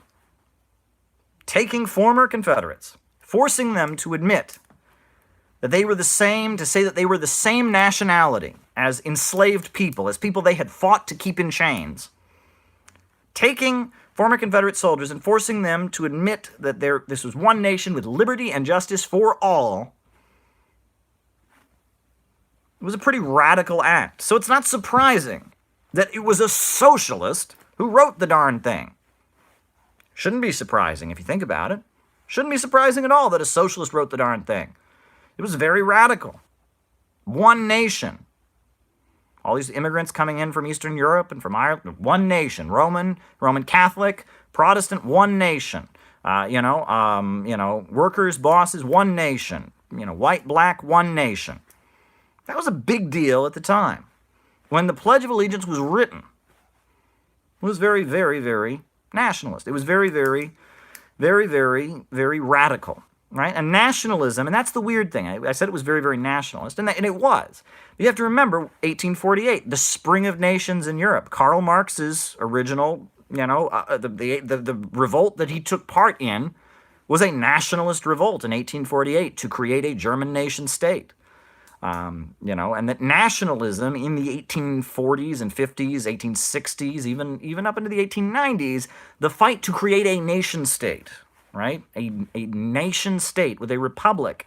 That was the vanguard, that was the revolution all across Europe. It was the demand for a nation state with a republic, with an elected government. That was what people in 1848 went out and died for. Karl Marx was on the same battlefield, on the same side with Richard Wagner and all kinds of people. Nietzsche, all of them were out there in Germany fighting to create a nation state. That was what the battle of 1848. The communist movement started out with a group of Germans that said, we're tired of feudalism. We're tired of landlords and landowners. We're tired of nobles. We're tired of monarchs. We don't want there to be any monarchs here. We want a nation. We want a nation state. We want all of the area that now constitutes Germany to be one nation, because we all speak the same language, we have the same heritage, the same people, and we want to elect our leaders. The Spring of Nations of 1848 had all kinds of people. On the far left, you had Karl Marx and August Willich, who went on to become a general in the Union Army, and Joseph Wedemeyer, who also went on to move to the United States and become a general in the Union, or a fighter in the Union Army.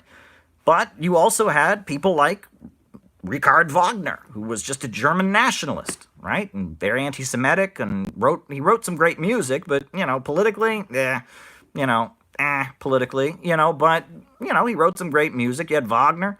You had Nietzsche, the philosopher, who he had some interesting ideas. I overall don't agree with his outlook, but, Friedrich Nietzsche, you had all kinds of people participated in the Spring of Nations uprising in Germany. It was a big deal. Every famous German you ever heard of, every German name from that time period participated in the 1848 uprising. And they lost. And Karl Marx got the heck out of there and fled to London. And August Willich and Joseph Wedemeyer and millions of Germans got the heck out of there and moved to Pennsylvania and Ohio. including the Amish. You ever heard of the Amish? You know those people? Why are there a bunch of people who speak German in the United States who don't use electricity and have big long beards but no mustaches? Why are they there? Well, because the Amish were Anabaptists. They didn't believe in baptizing infants. And German governments were mandating that children be baptized. And the Amish didn't believe in that. So they took up guns and they joined alongside Karl Marx and Wagner and Nietzsche. And, you had the Amish out there. I kid you not. I'm not making this up. The German Revolution, it was everybody. It was all kinds of people saying they didn't want a monarchy. They didn't want feudalism. They wanted to create a German nation state. It was the spring of nations, and there was uprisings in Germany, and it was brutally crushed. It was brutally crushed, and if you were on the wrong side of that revolution, you got the heck out of there. And that's why we have a bunch of Amish people in Pennsylvania. That's why we got a bunch of people in Ohio with German last names. That's why Karl Marx was in London.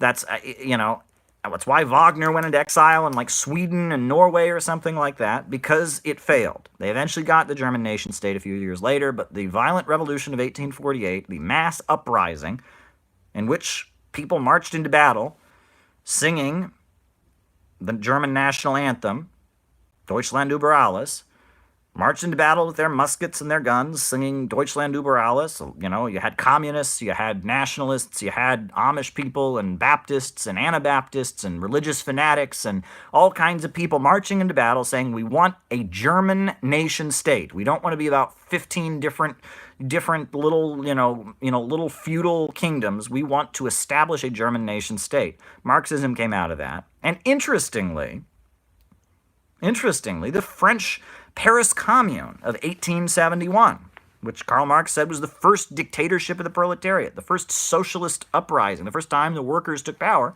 was also on the basis of nationalism. What had happened? Well, Germany was at war with France. The Prussian Empire was invading France.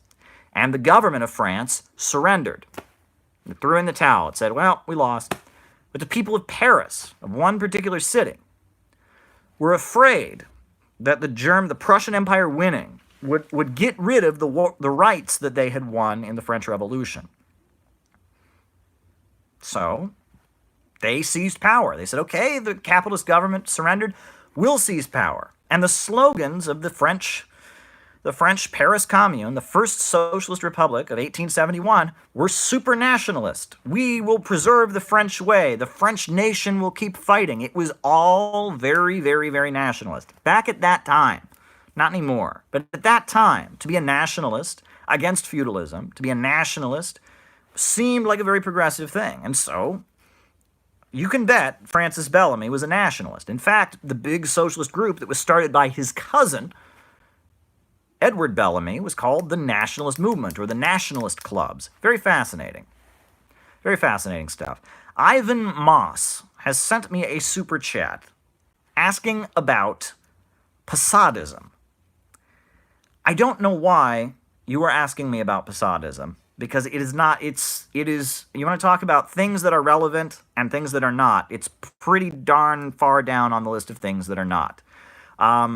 It's a weird current of Trotskyism that follows a fellow, I believe, Luis Posada, who lived in Argentina, and it's a knockoff of the Fourth International and Trotskyism from the 1960s, and I believe they adhere to UFOlogy and like weird theories about space aliens and stuff, right?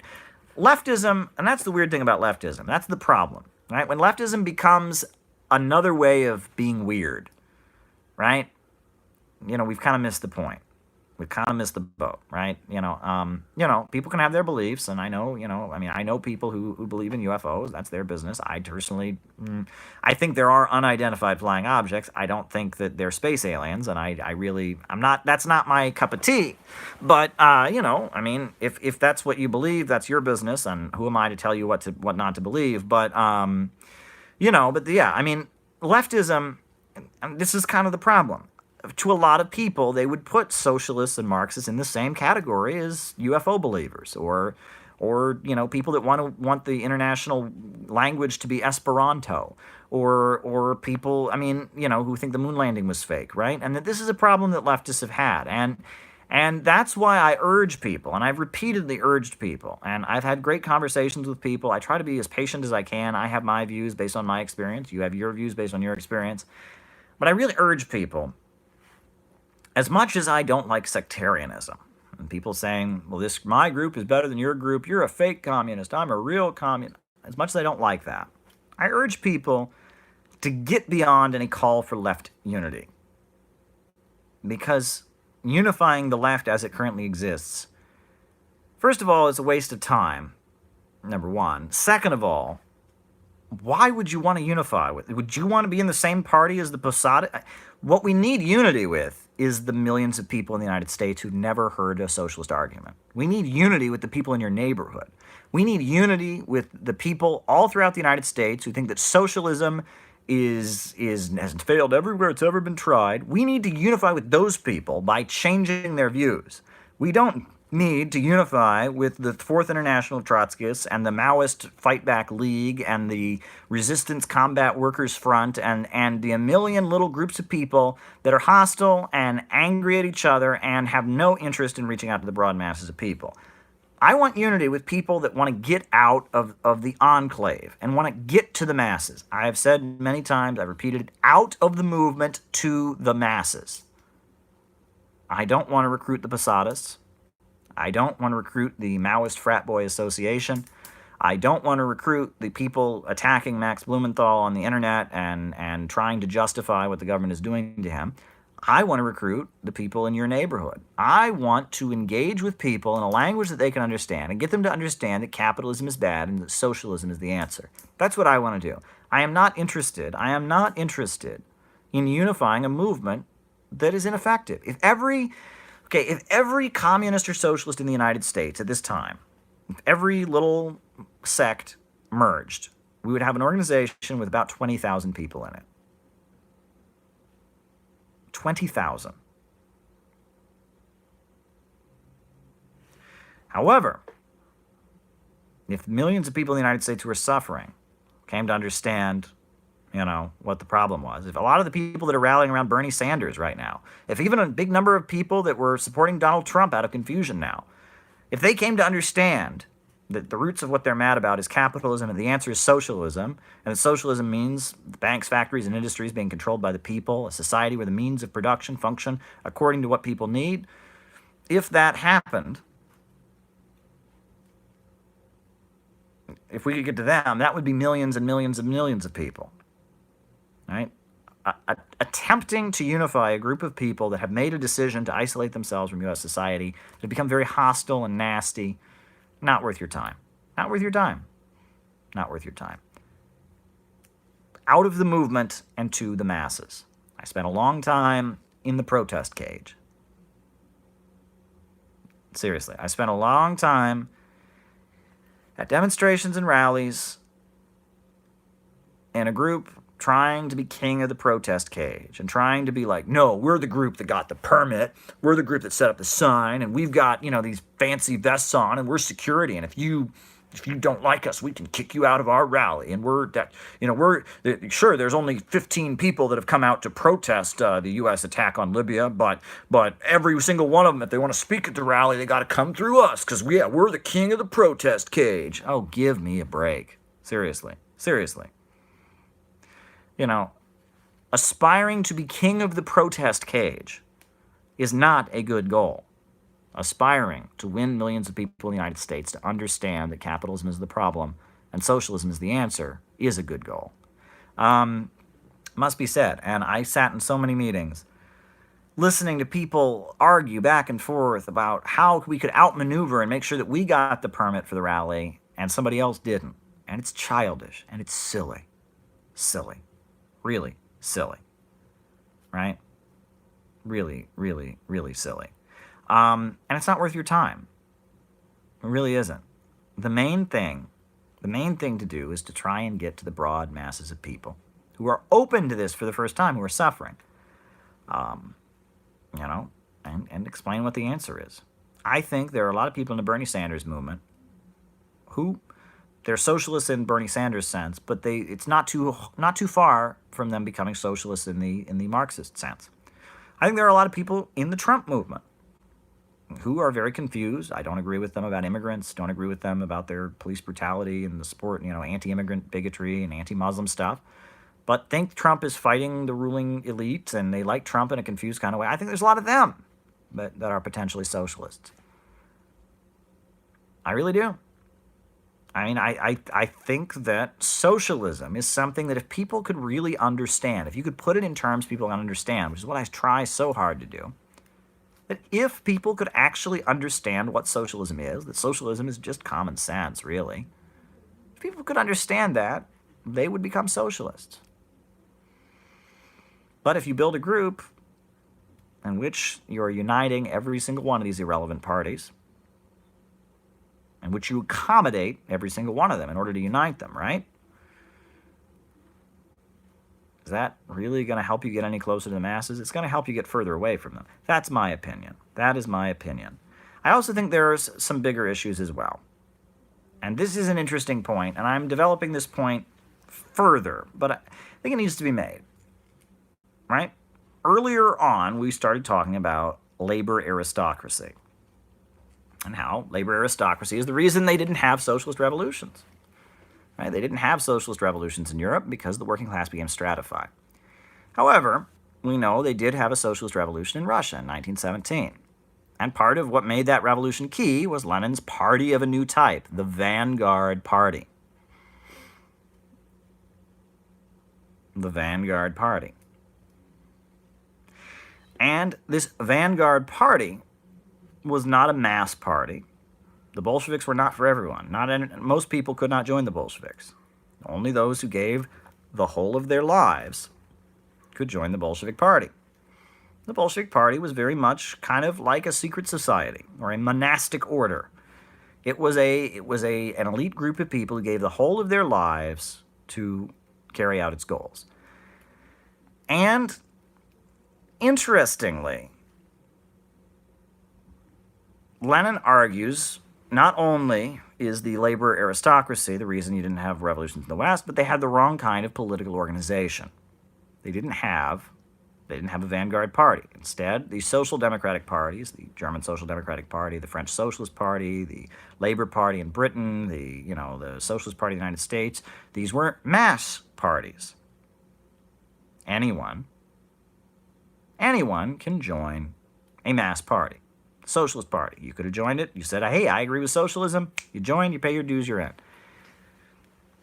The German Social Democratic Party was like that. You agree with German social democracy, you agree with their principles, you pay your dues, you join.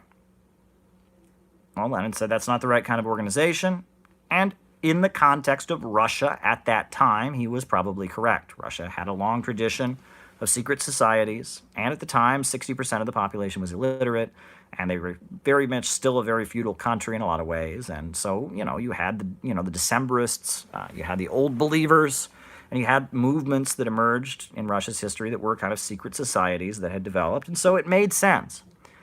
And what's interesting is in France, there was an individual who was very critical of the French social democratic movement and of Marxism in France, and his name was Georges Sorel. And he wrote, a lot of pamphlets criticizing French social democracy. He wrote on violence. He wrote, about ancient Greece, about the trial of Socrates and what French socialists and Marxists could learn from it. He wrote about, the role of labor unions in socialism. He wrote a number of pamphlets.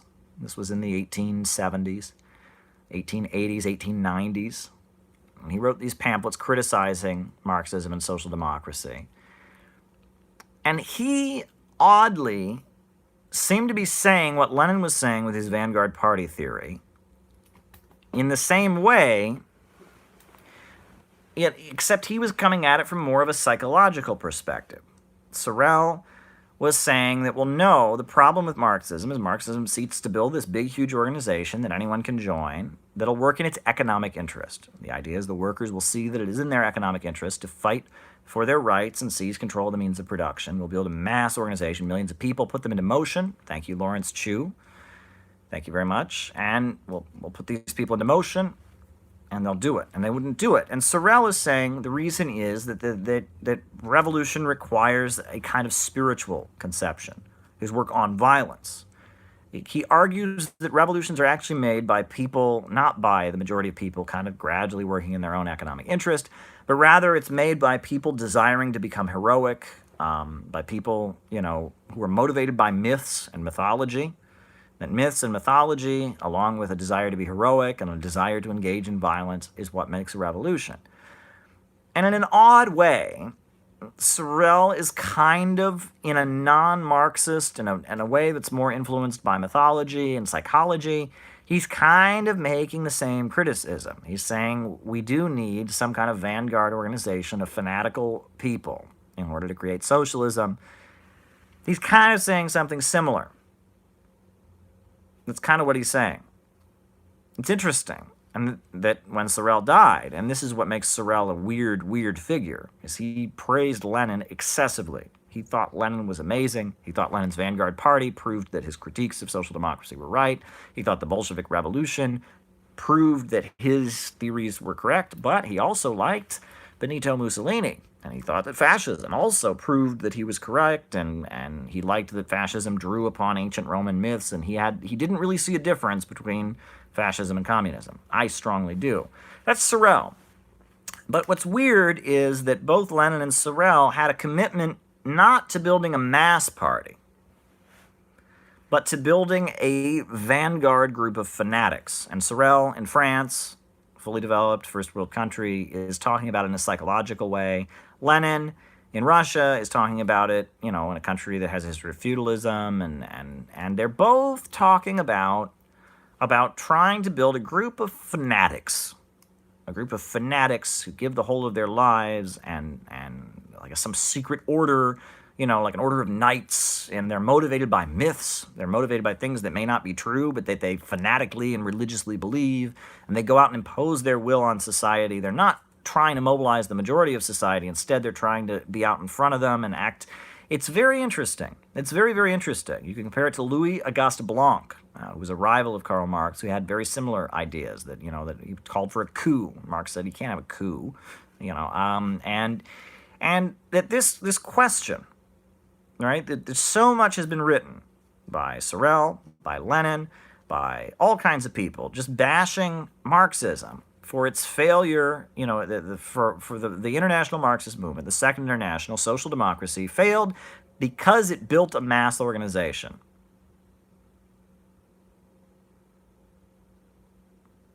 I mean, basically, that's their argument. They built a mass organization. That can't be tolerated. That was the mistake, right? You can't build a mass organization. You got to build this isolated group of fanatics. And the 20th century, everyone, so much has been written about that. Communists, other people, anarchists, everyone's writing. The problem of the Social Democrats was, they built a mass organization. They didn't build an isolated group of fanatics. And what strikes me as interesting is nowadays in the United States, we have many, many isolated groups of fanatics. Many of them. But we don't have broad socialist consciousness. In the 1920s, the 19-teens, 1910s, there was broad socialist consciousness. It didn't lead to socialism, but the place where it did, in Russia, it was a fanatic, isolated group that led to socialism. So now we have the opposite problem. We have many isolated groups of fanatics, but we don't have broad socialist consciousness.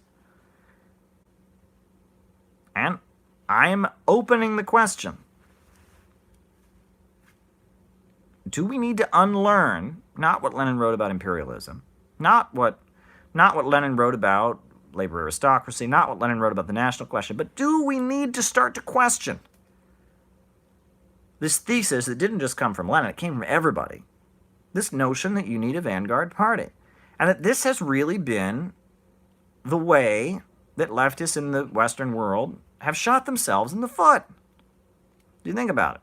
1930s, you had the Communist Party, and people that wouldn't go along with the Communist Party, because it was the Communist Party USA, to their credit, amazing organization, did amazing things, hunger marches. No one did anything near what they did during the 1930s. They were the cutting edge. But, to be fair, they were pretty rigid. They expelled people a lot, and they demanded full conformity. You did exactly what the party line was, or you were out of there, right? And so if you didn't fit in with the Communist Party, people generally joined the Trotskyites. You had the Trotskyites, and they tended to be anti-communist. They just, they claimed they were the true revolutionaries, but they hated the Soviet Union. They hated everything the Soviet Union did. And they, on some level, they may have aspired to do something else. There was the Teamsters strike in Minneapolis, but ultimately, especially by the 50s, Trotskyism has just degenerated. It's just anti-communism. It's ultra-left. It's anti-communism. I've criticized Trotsky in many videos. Or you had the Socialist Party, which originally had been people who thought, they didn't like the Soviet Union, and then they kind of opened their doors, and then it was everybody. We had three major groups. That was the 1930s. 1960s come along, right? How many groups were there in the 1960s? Progressive Labor Party, Spartacist League, Youth Against War and Fascism. Eventually, early 70s, you got the Revolutionary Union and the Revolutionary Communist Party and the October League and the Fourth International Club. And the 60s, it was a million of these groups. But these groups in the 60s, to their credit, there were a lot of them. I mean, there were people in these groups. I mean, these groups had hundreds of people. There were a million of them, but they had 100 people or so in them. Now, where are we at? I swear, a new socialist party gets started on the internet every day. It's probably an exaggeration. I don't know how many new socialist groups I have seen on the internet. Creative names. I'll give them that. I mean, really, really creative names, some of them. Wow. I mean, I've seen every combination. I've seen parties that instead of America, it's like in America. I've seen parties where they start out with the word party. It's like party of this instead of the something party. I've seen leagues. I've seen committees. I've seen action combat clubs. Get on Facebook. How many different groups that call themselves socialist or communist? And it's weird. You have the old ones that are left over from the 60s, and they have something left over from all these hard times. But then on top of that, you've got like people my age and younger who just start their own. And it's like them and three of their friends, and they have a Skype meeting once a week to plan out their Twitter page about who they're going to tweet at, or they have a leaflet that they pass out and a statement on behalf of some really, and they're pretending they're super important. I mean, they'll hand you a leaflet. Or I remember one time there was some political unrest, and some people had been arrested at a university here in New York, and I, of course, even though I did not agree with these people, I opposed their arrest. This was years ago. Right? Like the same as what you always do if a socialist or a leftist is arrested, you stand against it. So I went to this rally, and every single communist group that was represented on the campuses of City University of New York got up, and they all got up there and read a statement that was so important, and they all, I swear, like they all thought they were like the IRA, when the guy in the mask comes out and reads a statement from the IRA or something. It was like not only did they all get up there and read these really, really, statements that reeked of self-importance, but they all were very monotone, and they all had this angry look on their face, and it was like, I kind of was like deeply disappointed. No charisma, no personality, but huge amounts of self-importance, and huge amounts of sectarianism, and people disagreeing with each other and being hostile to each other. And I mean, at least we were all out there to support these students who'd been arrested. I think they were eventually acquitted in court, or charges were dismissed or whatever. But it was like I was standing there. I was thinking, is another one of these people going to get up? Oh my God! I was just cringing every time they got up. And one of the Trotskyist groups got up and read a statement condemning the ideology of the students who'd been arrested. And I was like, are you kidding me? And it was like, it was a mess. It was a mess, right? I mean, the communist movement in the United States, people in the United States who believe in communism, it's a mess right now. It's a mess, right? The fact that people are up and down the internet saying nasty things about me because I don't play by their rules shows how much of a mess it is, right? Well, it must be said, we need to get out of the movement and to the masses. We need people all over the country, and people all over the country are watching this. We got to get to the masses. We should stop trying to please these people. Stop trying to make people in the Fourth Committee of the Trotskyist League of the Seventh International like you. If you're doing a good job, they will not like you. That's just a fact. I'm being straight up and serious. If you are doing a good job of what you are doing, if you are having an impact, people in the 12th Committee of the 4th Internationalist Spartacle, Worker Combat Fight Back League are not going to like you because they're going to be jealous of what you're doing. They're not going to appreciate it. And instead of trying to outdo you, and that's my challenge to anyone who doesn't like what I do, please outdo me. Do a better job. Go out and do better than I can. I dare you. Go out and do better than me. But no. Instead of trying to outdo you, they're going to go, yeah, well, that's because he's a fake. He's a phony. He's a big phony. That's how these people operate. Because on some level, they realize how irrelevant the 4th League of the Combat International Resistance Committee is. Let's be real. People also talk about sectarianism, the government playing people against each other and COINTELPRO and that history, and that's very important as well. Let's not forget that.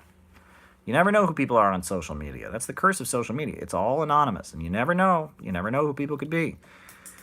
It's a mess, folks. The main thing is we need people in the United States to believe in socialism. People in the United States have been sold a bill of goods. They've been told that their entire identity as Americans is hating socialism.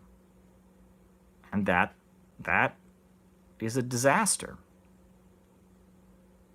The reality is, socialists are a very important part of the history of this country. Socialism, Marxism, has played a very important role, and that eventually the USA will become socialist. But the only type of socialism we're ever going to have is going to be an American brand. It's going to be a socialism suited for these specific conditions. It needs to be said. And I'm happy. I really like that so many people are enthusiastic about this, that so many people understand this. I go around the country, I meet people who agree with me. What I'm saying is not original. I didn't invent this stuff, okay? I am telling you stuff that I learned as a student of when this was successful. I spent many years trying to figure out what was wrong. I was in a group, and we just couldn't grow. And I couldn't figure it out. What was the deal? And I studied the Communist Party USA, and I studied Eugene Debs and the Socialist Party, and I studied the Black Panthers. And I talked to a lot of people, and I went out of my way to find people who'd lived through this stuff, I went to the Tenement Library in New York City. At NYU, they have an archive of American communism, all kinds of papers. And I studied this stuff. The more I looked into it, the more I came to the conclusions of where I'm at now, which is we need to get out of the movement and get to the masses. I've said it many times before. I repeat it. It bears repeating now, as they say. Out of the movement and to the masses. Talk to your coworkers about socialism. Talk to your friends about socialism. Talk to your classmates about socialism. Talk to people in your neighborhood about socialism. I fantasize about the day when I am just enjoying myself at home and I get a knock on my door. And I open it, and it's not the Jehovah's Witnesses trying to sell me the Watchtower. And it's not the Mormons trying to sell me the Book of Mormon. It's not the police coming to arrest me. But it's a socialist who says, hey, I'd like to talk to you about socialism. And not only do they talk to me about socialism, but they talk to me about socialism in a way I can understand. They talk to me about socialism in a rational way. They don't sound like a nut. They sound like someone who wants to make a better country and make a better life for the people of this country by breaking out of imperialism and capitalism and building a new society. I fantasize about that day. I hope that happens to me someday. And I hope it's not in New York City. I hope someday I'm randomly staying at a home in Iowa. Someone knocks on my door to tell me about socialism. I hope I'm randomly staying at a home in Kansas or at a home in Idaho, and someone knocks on my door to try and recruit me to a sensible-sounding socialist group. That's the only way we are going to get out of the mess that we are in. Constructive socialism. It's been a while since I've recited this poem, and I will recite it now, and then I'm going to move on to other things. I like to keep going, right? Why not keep going, right? We got plenty to talk about. I like to keep going, but it's been a while since I've recited this. You've probably seen this on other lives. But if not, I will recite this. It's a poem someone once recited to me. Not a socialist poem, not a Marxist poem, but kind of captures the essence of how I have come to see the world. In a busy street, in a busy town, I saw them tearing a building down. With a ho-heave-ho and a lusty yell, the men swung a beam and a sidewall fell. I said to the foreman, "Are these men skilled? Like those you might hire if you wanted to build?" The foreman laughed. He said, "No, indeed. Unskilled labor is all that I need. For you could easily wreck in a week or two that which took builders years to do." So I thought to myself, as I walked away, which of these roles have I tried to play? Am I a builder who builds with care, measuring life with a compass and square? Am I following life with a well-made plan, striving to do the best that I can? Or am I that type who scours the town, content with the labor of tearing things down? That's how I've come to see the world. I mean, really, seriously, that's my worldview. Am I a builder or a wrecker? I don't want to be a wrecker anymore, right? There are times when you're angry, but we need to build. We need constructive socialism. Socialism is about building.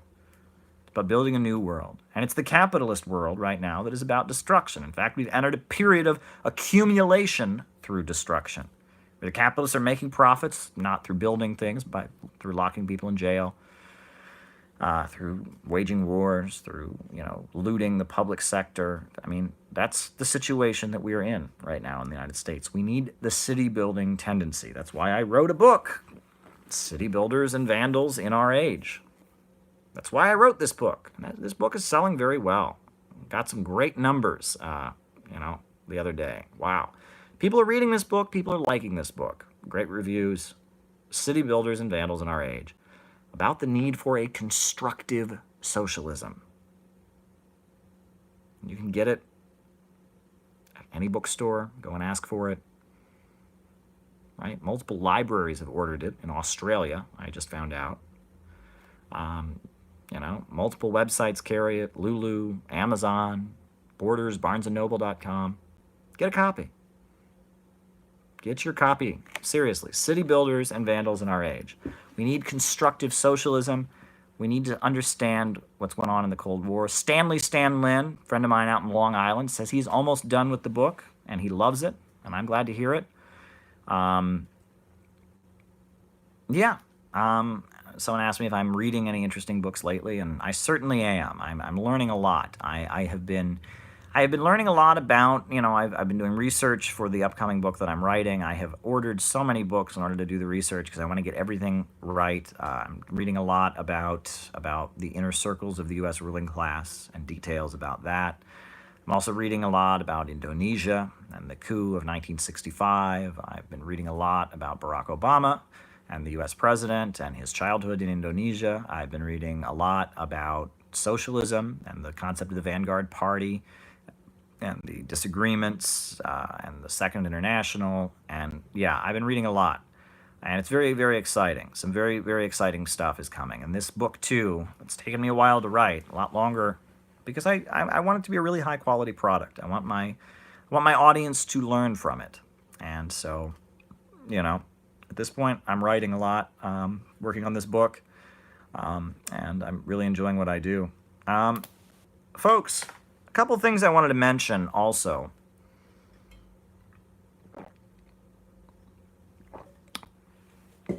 So, Vietnam and China are having a dispute. And here's the thing, folks. Inciting people in China and Vietnam against each other has been going on since the end of the Vietnam War. This was the strategy of Henry Kissinger and Zbigniew Brzezinski. We've all heard, very common claim. Well, the USA pulled out of Vietnam, and then the communists killed all these people, and no one protested what the communists did, and they killed all these people. You're kind of missing a key fact there. After the USA withdrew its forces from South Vietnam and Vietnam was reunified, that was not the end of the Vietnam War, because there was a guy in Cambodia named Pol Pot who was being covertly supported by U.S. intelligence. That's been well documented now, right? That they were airdropping Pol Pot guns and weapons and money and all kinds of things.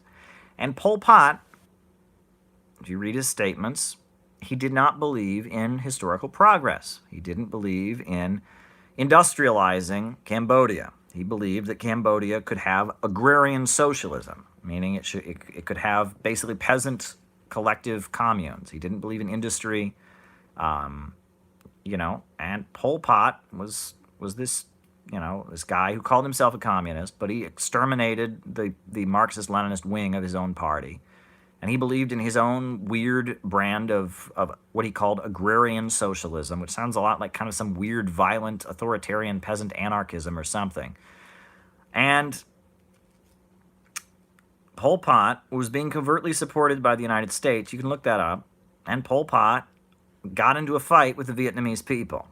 And Vietnam, which was aligned with the Soviet Union, began fighting against Pol Pot while the USA was covertly supporting Pol Pot. And then China, which, coming out of the Gang of Four period, at that point Deng Xiaoping was in power, but the Gang of Four foreign policy was still in effect, the theory of three worlds. China then invaded Vietnam in order to support Pol Pot in Kampuchea and Cambodia, quote-unquote democratic Kampuchea. And it was a bloodbath. The Kampuchea War, it was a bloodbath. It was a bloodbath. It was horrendous, but it was part of the strategy of inciting the people of China and the people of Vietnam, both of them socialists, both of them, Asian people who had socialist governments, inciting them against each other. And there's a long-standing ethnic rivalry between the two peoples, right?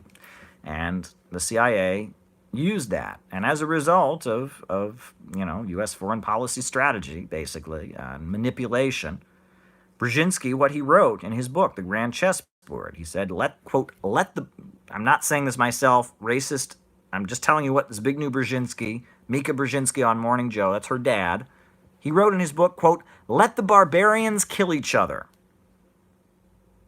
Let the barbarians kill each other. And that was the strategy. The USA had bombed the shit out of Vietnam. 58,000 American soldiers had died. Millions of Vietnamese people had died. The USA withdrew its forces and began covertly trying to play communists against each other. That's what happened. It was horrendous. And now we see this being played up, right? The USA is waging economic warfare against China right now. They're trying to destroy Huawei technologies. They're trying to destroy Made in China 2025.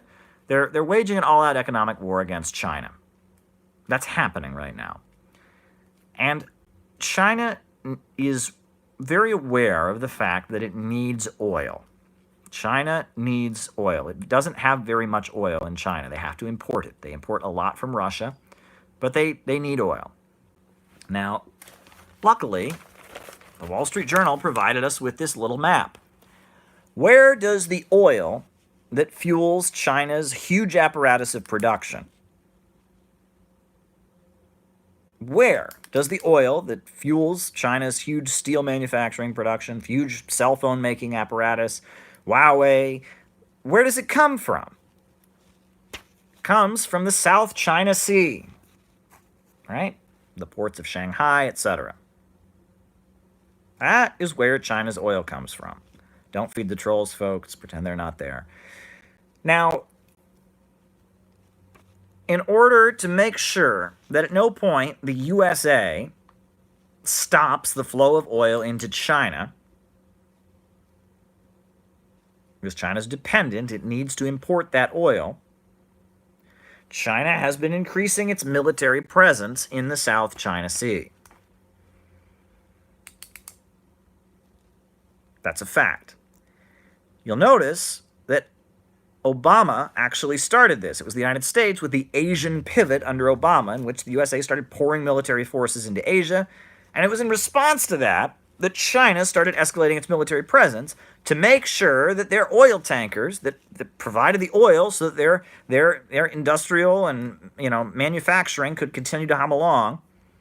It was China started militarizing in order to secure maritime, make sure those oil tankers could keep coming.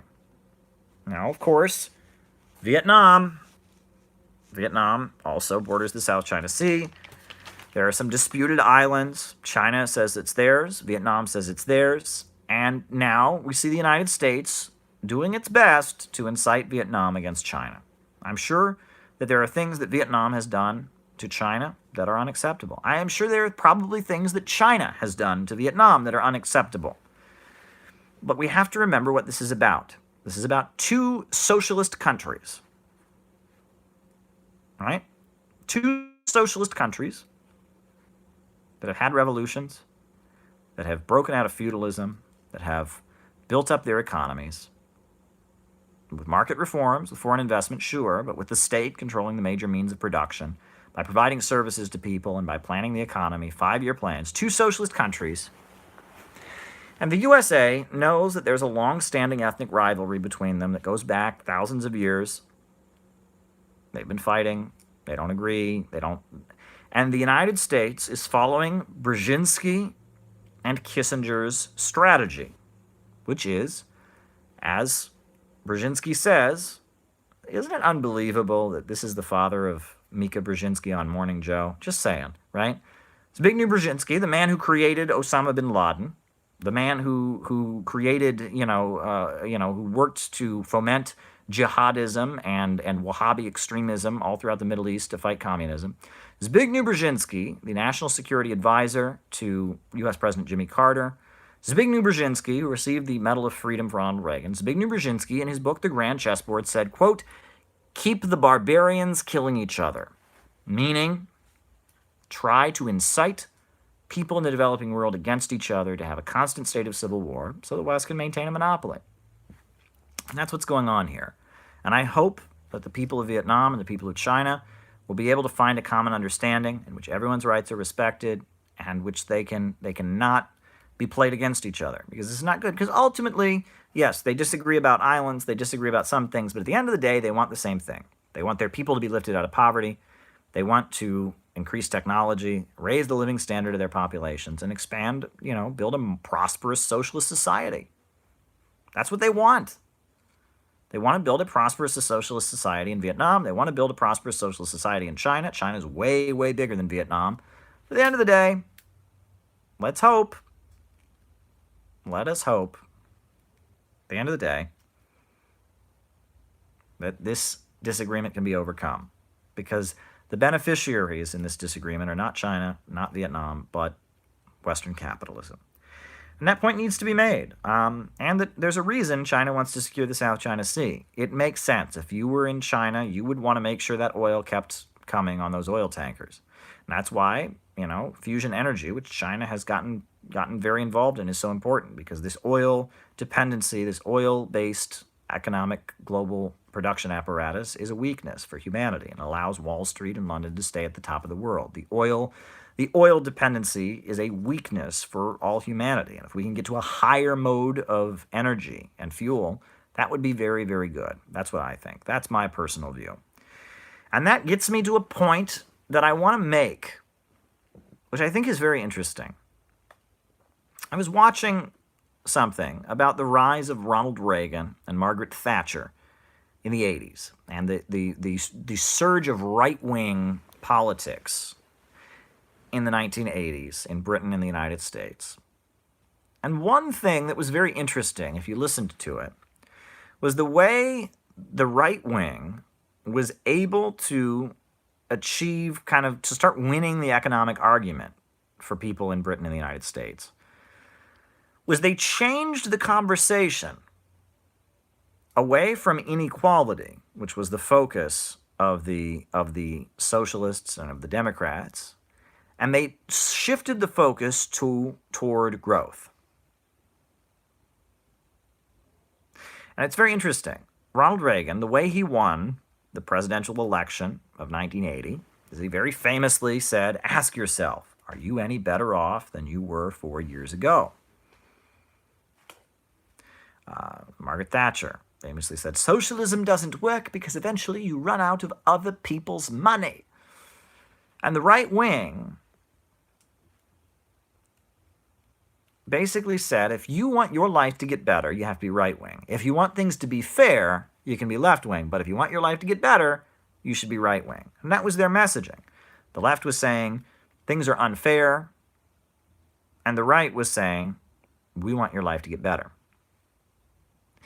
And there was a reason that the right was able to surge. And that's because in the lead up to that, in the 1970s, over the course of the 1970s, new left ideology usurped Marxism among most left-wing circles. New left ideology, right? Read what the Rockefellers were saying. Read what the Council on Foreign Relations was saying. They were all saying growth is bad. They came up with the concept of limits to growth. And the climax of that was Jimmy Carter's very famous, that speech he gave where he was saying, you really ought to wear a sweater instead of turning up the heat. And, the crisis of confidence speech. And suddenly the left, in the 1930s, the 1950s even, the left was always saying, we want to make your life better by having a more rationally planned economy. And suddenly, the left became overwhelmed by forces that were saying, you shouldn't really have too much. We've got too much stuff here. Too much consumption. People have too much stuff. But we ought to make it fairer. And we ought to be less consumerist. And the left suddenly went from advocating socialism as a mechanism for perpetual growth to advocating socialism as a way of making things more fair and stopping growth. And most working class people want to be better off than they were a year ago or 2 years ago. Most working class people want to be better off. And they saw this as a weakness.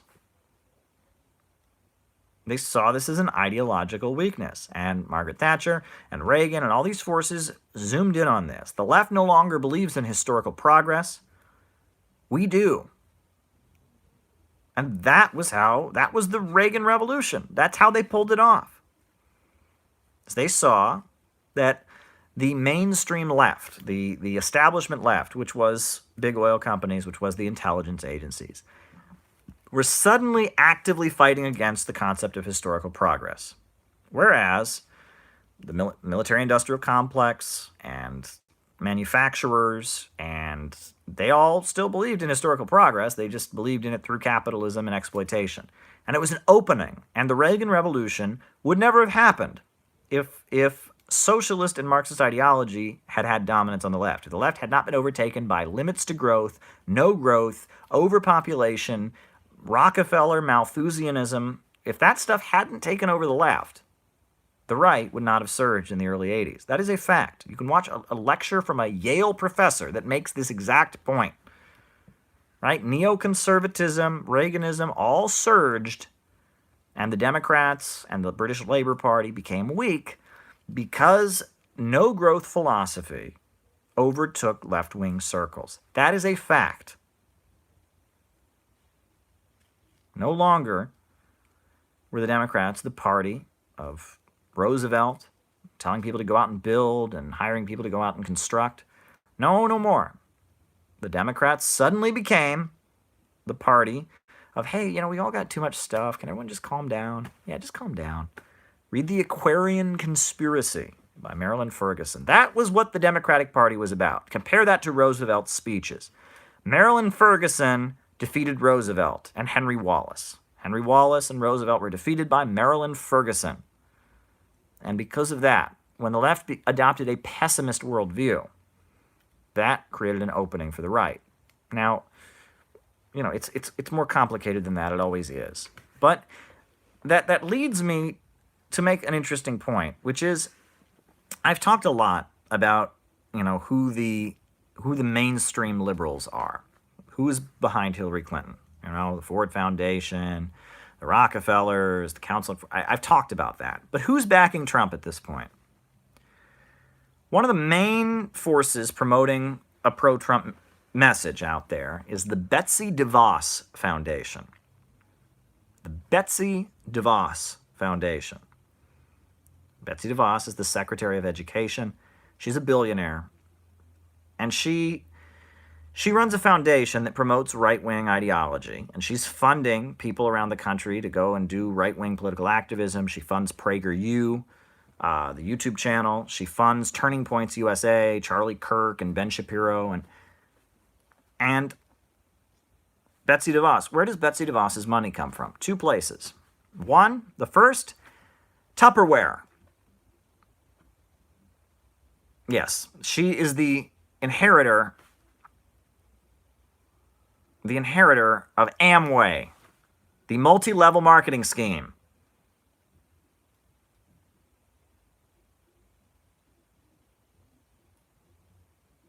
It is not legally a pyramid scheme, but it's a multi-level marketing scheme. Quickstar, Amway, whatever you want to call it, right? You need a job? Well, buy 500 knives from us, and you can sell them for 3 times the price, and so you'll have money. It's a scam, right? It scams people that are looking for a job. I'm sure there's some people that have been able to make money from it, but yeah, that's where her money comes from first. Second, military contractors. All right, she's heavily involved, heavily invested, heavily tied to military contractors. What is it, Blackwater Academy, whatever they're calling it this week. That's where she comes from. Betsy DeVos. The DeVos Foundation is one of the main pro-Trump voices. What else? What else is another big funder of Donald Trump and his movement? Home Depot. Home Depot. Now, it's funny. A lot of people are going to hear that Home Depot is supporting Trump, and they're going to say, well, that makes sense, right? Home Depot is where hard-working men shop, right? And they buy their hammers and their lawn mowers, and yeah, that makes sense. Home Depot, no. No. Home Depot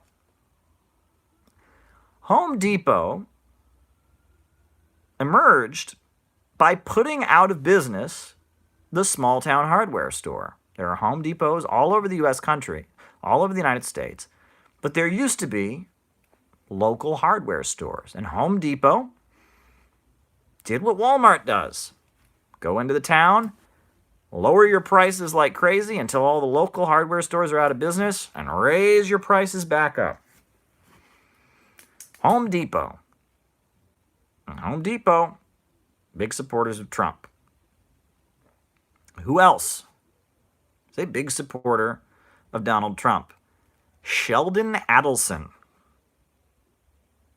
Sheldon Adelson is a casino owner and a big real estate owner in the state of Nevada.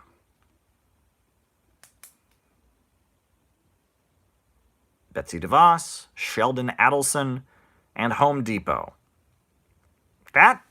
Those 3 people are very, very essential to Donald Trump. Betsy DeVos is the military-industrial complex and multi-level marketing scamming of Americans that are low income, looking for a job. Home Depot is, destroying, small-town local hardware stores and a big monopoly in tools and hardware stores. And Sheldon Adelson is casinos, right? He owns a chain of casinos all over this country. And that's every city, mind you. Every city. Cleveland did it. Detroit has done it. Every deindustrialized Rust Belt city. Pittsburgh, all of them. They have this great idea after the city is suffering and the economy is going down. Let's open a casino. And they have the taxpayers all pay for it. And it'll stimulate the economy. It'll create jobs. It's a mess. And it doesn't, right? Casinos, at the end of the day, yeah, they create a few jobs. But at the end of the day, do they really, casinos, do they really help, the economy? Not particularly. So Sheldon Adelson, the casino guy and the Nevada real estate owner, Home Depot, and Betsy DeVos, the military-industrial complex, military contractor, and the multi-level marketing scammer. Those are 3 of the biggest funders of the pro-Trump worldview. I'm not big fans of these folks at all, as you can probably gather. I mean, Betsy DeVos, she's particularly, when it comes to student loans, and she's unbelievable. But what separates them, I think, is that they are low level. Think about it, right? Compared to Rockefeller and Morgan and Carnegie and DuPont, what? You own a bunch of casinos, Sheldon? Oh boy. Well, we own the world's oil apparatus, the thing that fuels the entire global production apparatus. But yes, have fun with your casino there, Sheldon. Oh, yes. That's how Rockefeller and Morgan and DuPont look at Sheldon Adelson. Have fun with your little hardware store there. Yes, Home Depot. Have fun with that. Yes. We own HSBC Bank, which is one of the biggest banks in the world. But yes, have fun with that. We own British Petroleum. But yes, have fun with that. Oh, and Betsy DeVos, have fun with your little Tupperware party there, Miss Betsy DeVos. Yes, have fun with that. Yes, that looks really nice, your Tupperware parties. Yes, oh, what a scam you've got there, right? Low-income Americans looking for a job, and you've scammed them. And you've got a bunch of folks from West Virginia, signed up to be military contractors. Good one there. Yeah, we're running the world economy. We're running the world economy there, Miss DeVos, Mr. Adelson. We're the ruling class that has been here from the beginning of time. We don't have to set up foundations with our names on it. We have the Council on Foreign Relations. We have almost every university in the country. Barely any academic research goes on that we don't fund. So yes, have fun with that, Miss Betsy. Right, this is a divide in the ruling class. It is, right? Those three people I just named are pretty small potatoes compared to the folks who have the real power in the United States. They're very, very wealthy. They are ultra-rich, but you can bet they are not loved by the entrenched ruling families. And they're probably very anti-government. Think about it. Sheldon Adelson probably can't stand the amount of regulation there is to casinos, right? You gotta have a license. What is this? If we could just have a libertarian paradise, I could build a casino on every avenue. I could make, think about it. If you were Sheldon Adelson, right? Casinos. That's how he makes his money, right? Betsy DeVos with her multi-level marketing scheme. I bet she can't stand peddlers' licenses. I bet she can't stand regulations and all that. If we had a totally free market thing, she could scam far more people. Imagine if they didn't even regulate what they could tell people. They could false advertise everywhere, right? She wants libertarianism. Home Depot. Think about Home Depot. Home Depot, right? It's these low-level capitalists who feel like they're not part of the club. And the fracking companies. Don't forget the fracking companies. They're a big part of it as well. They're an important part of that whole Trump coalition. The military-industrial complex, the frackers. And the other thing about Sheldon Adelson is, it's funny. You want to say Sheldon Adelson's a supporter of Israel. Well, most of the U.S. ruling class supports Israel. That's just a fact. I don't really know of that's consensus, okay, among the U.S. ruling class. But Sheldon Adelson is a fanatical supporter of Likud and Benjamin Netanyahu. Big difference. And Sheldon Adelson is into the settlements.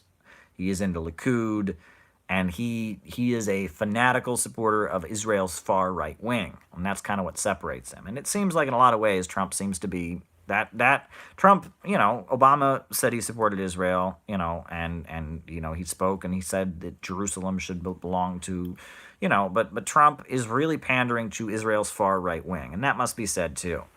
While we're here,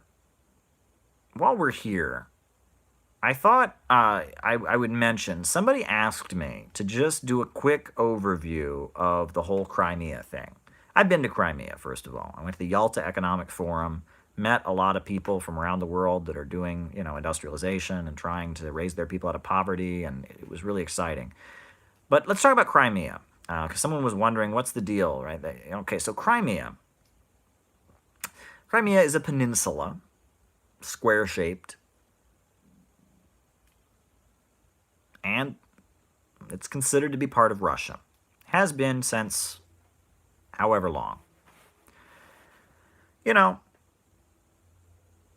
are different groups that have lived there at different times, but it's, it was part of the Russian Empire under the Tsar, was part of Russia under the Soviet Union until 1956. And in 1956, Khrushchev, who was Ukrainian ethnically, made it not part of the Soviet Republic of Russia. He signed it over to be the Soviet Republic of Ukraine. Why did he do that? Well, he did it, most likely. We don't really know why. Why in 1956 did the Soviet Union put Crimea into the Republic of Ukraine and out of the Republic of Russia? Why did they do that? Well, the main reason was, we're speculating here. We don't know, okay?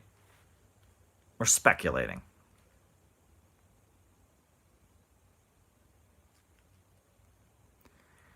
There's a huge military base in Crimea, right? It's a Russian naval and military base. Very important. So if you have more power in terms of negotiations and the assigning of who gets what government money, if you have a big military base. So it was a favor for Ukraine. For some reason, Khrushchev, when he came to power, he signed Crimea over to Ukraine. Fast forward 1991, the Soviet Union falls, right? Big Soviet military base in Crimea. So a treaty was signed, and the treaty was Ukraine would get Crimea, but Russia would be allowed to keep their military base there. And it was an understanding, okay? Crimea is in Ukraine, but Russia gets to keep their big military base there. We're all on the same page here. End of story. But fast forward now to 2014, when a fanatical anti-Russian government seizes power in Kiev after the Euromaidan events. We know the USA was heavily involved in toppling the elected leader of Ukraine and installing fanatics in Kiev. A group of people who really hate Russia are now in power in Kiev. When that happened, the people of the eastern regions who speak Russian in their homes. Most Ukrainians speak Russian in their homes, but the overwhelming, especially in the eastern regions, especially in Crimea, most people in Crimea are somehow connected to the big, huge Russian military base there. It's not a very big place. I've been there. I've seen it. Russian speakers connected to a big Russian military base. They're getting a little bit nervous. And this is a very, very important military base of Russia. They've had there. It's been there since way, way back. Before the Soviet Union, there was a big, huge Russian military base in Crimea. This is big, huge military base. But this fanatical anti-Russian government had taken power in Kiev. And so, there was a referendum in Crimea. Do we want to remain loyal to this fanatical anti-Russian government? Or should we join with Russia? And there was a vote. It was pretty straight up and down. Crimean people in Crimea, voted to join with Russia. The big, huge military base was already there. People have it in their heads that there was this big, huge rolling of tanks or something. No, the tanks were already there because there's a big, huge military base there, right? The reason that Crimea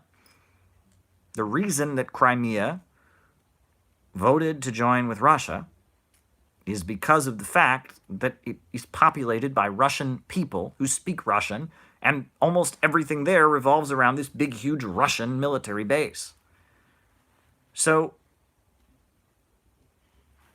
there you go. People make it like they say, Putin seized Crimea. No. Russia was on the verge of losing a very, very important military base. And a group of people who live and work on that big, huge military base and consider themselves to be Russian were on the verge of having to, be under the gun of a government that really even tried to outlaw their language. They voted to join with Russia. Again, people this is not, and it's funny. It really is, because, I've been to Crimea. I've seen it. People, you read the U.S. press, they make it sound like this was some kind of barbaric, seizure of power, and that the people of Crimea are living under some occupation. It's just not what happened. I'm telling you, I've been to Crimea. It's pretty cut and dry. if Ukraine had a government that would respect the rights of the people in the eastern regions, it's very doubtful the Crimeans would have voted for independence. If Ukraine had a government that wasn't going to mess with Russia's right to have that military base there, but one thing led to another. If you overthrow the Ukrainian government and install forces that really, really hate Russia, the chances are Crimea is going to vote to join with Russia. When I was at the World Festival of Youth and Students, I met young Crimean students with jackets that said Republic of Crimea. They were part of the Russian Federation. Cool. I mean, it's not people don't understand here. I mean, and the way this has been portrayed, you would think this is like Germany marching into Poland at the beginning of World War II or something.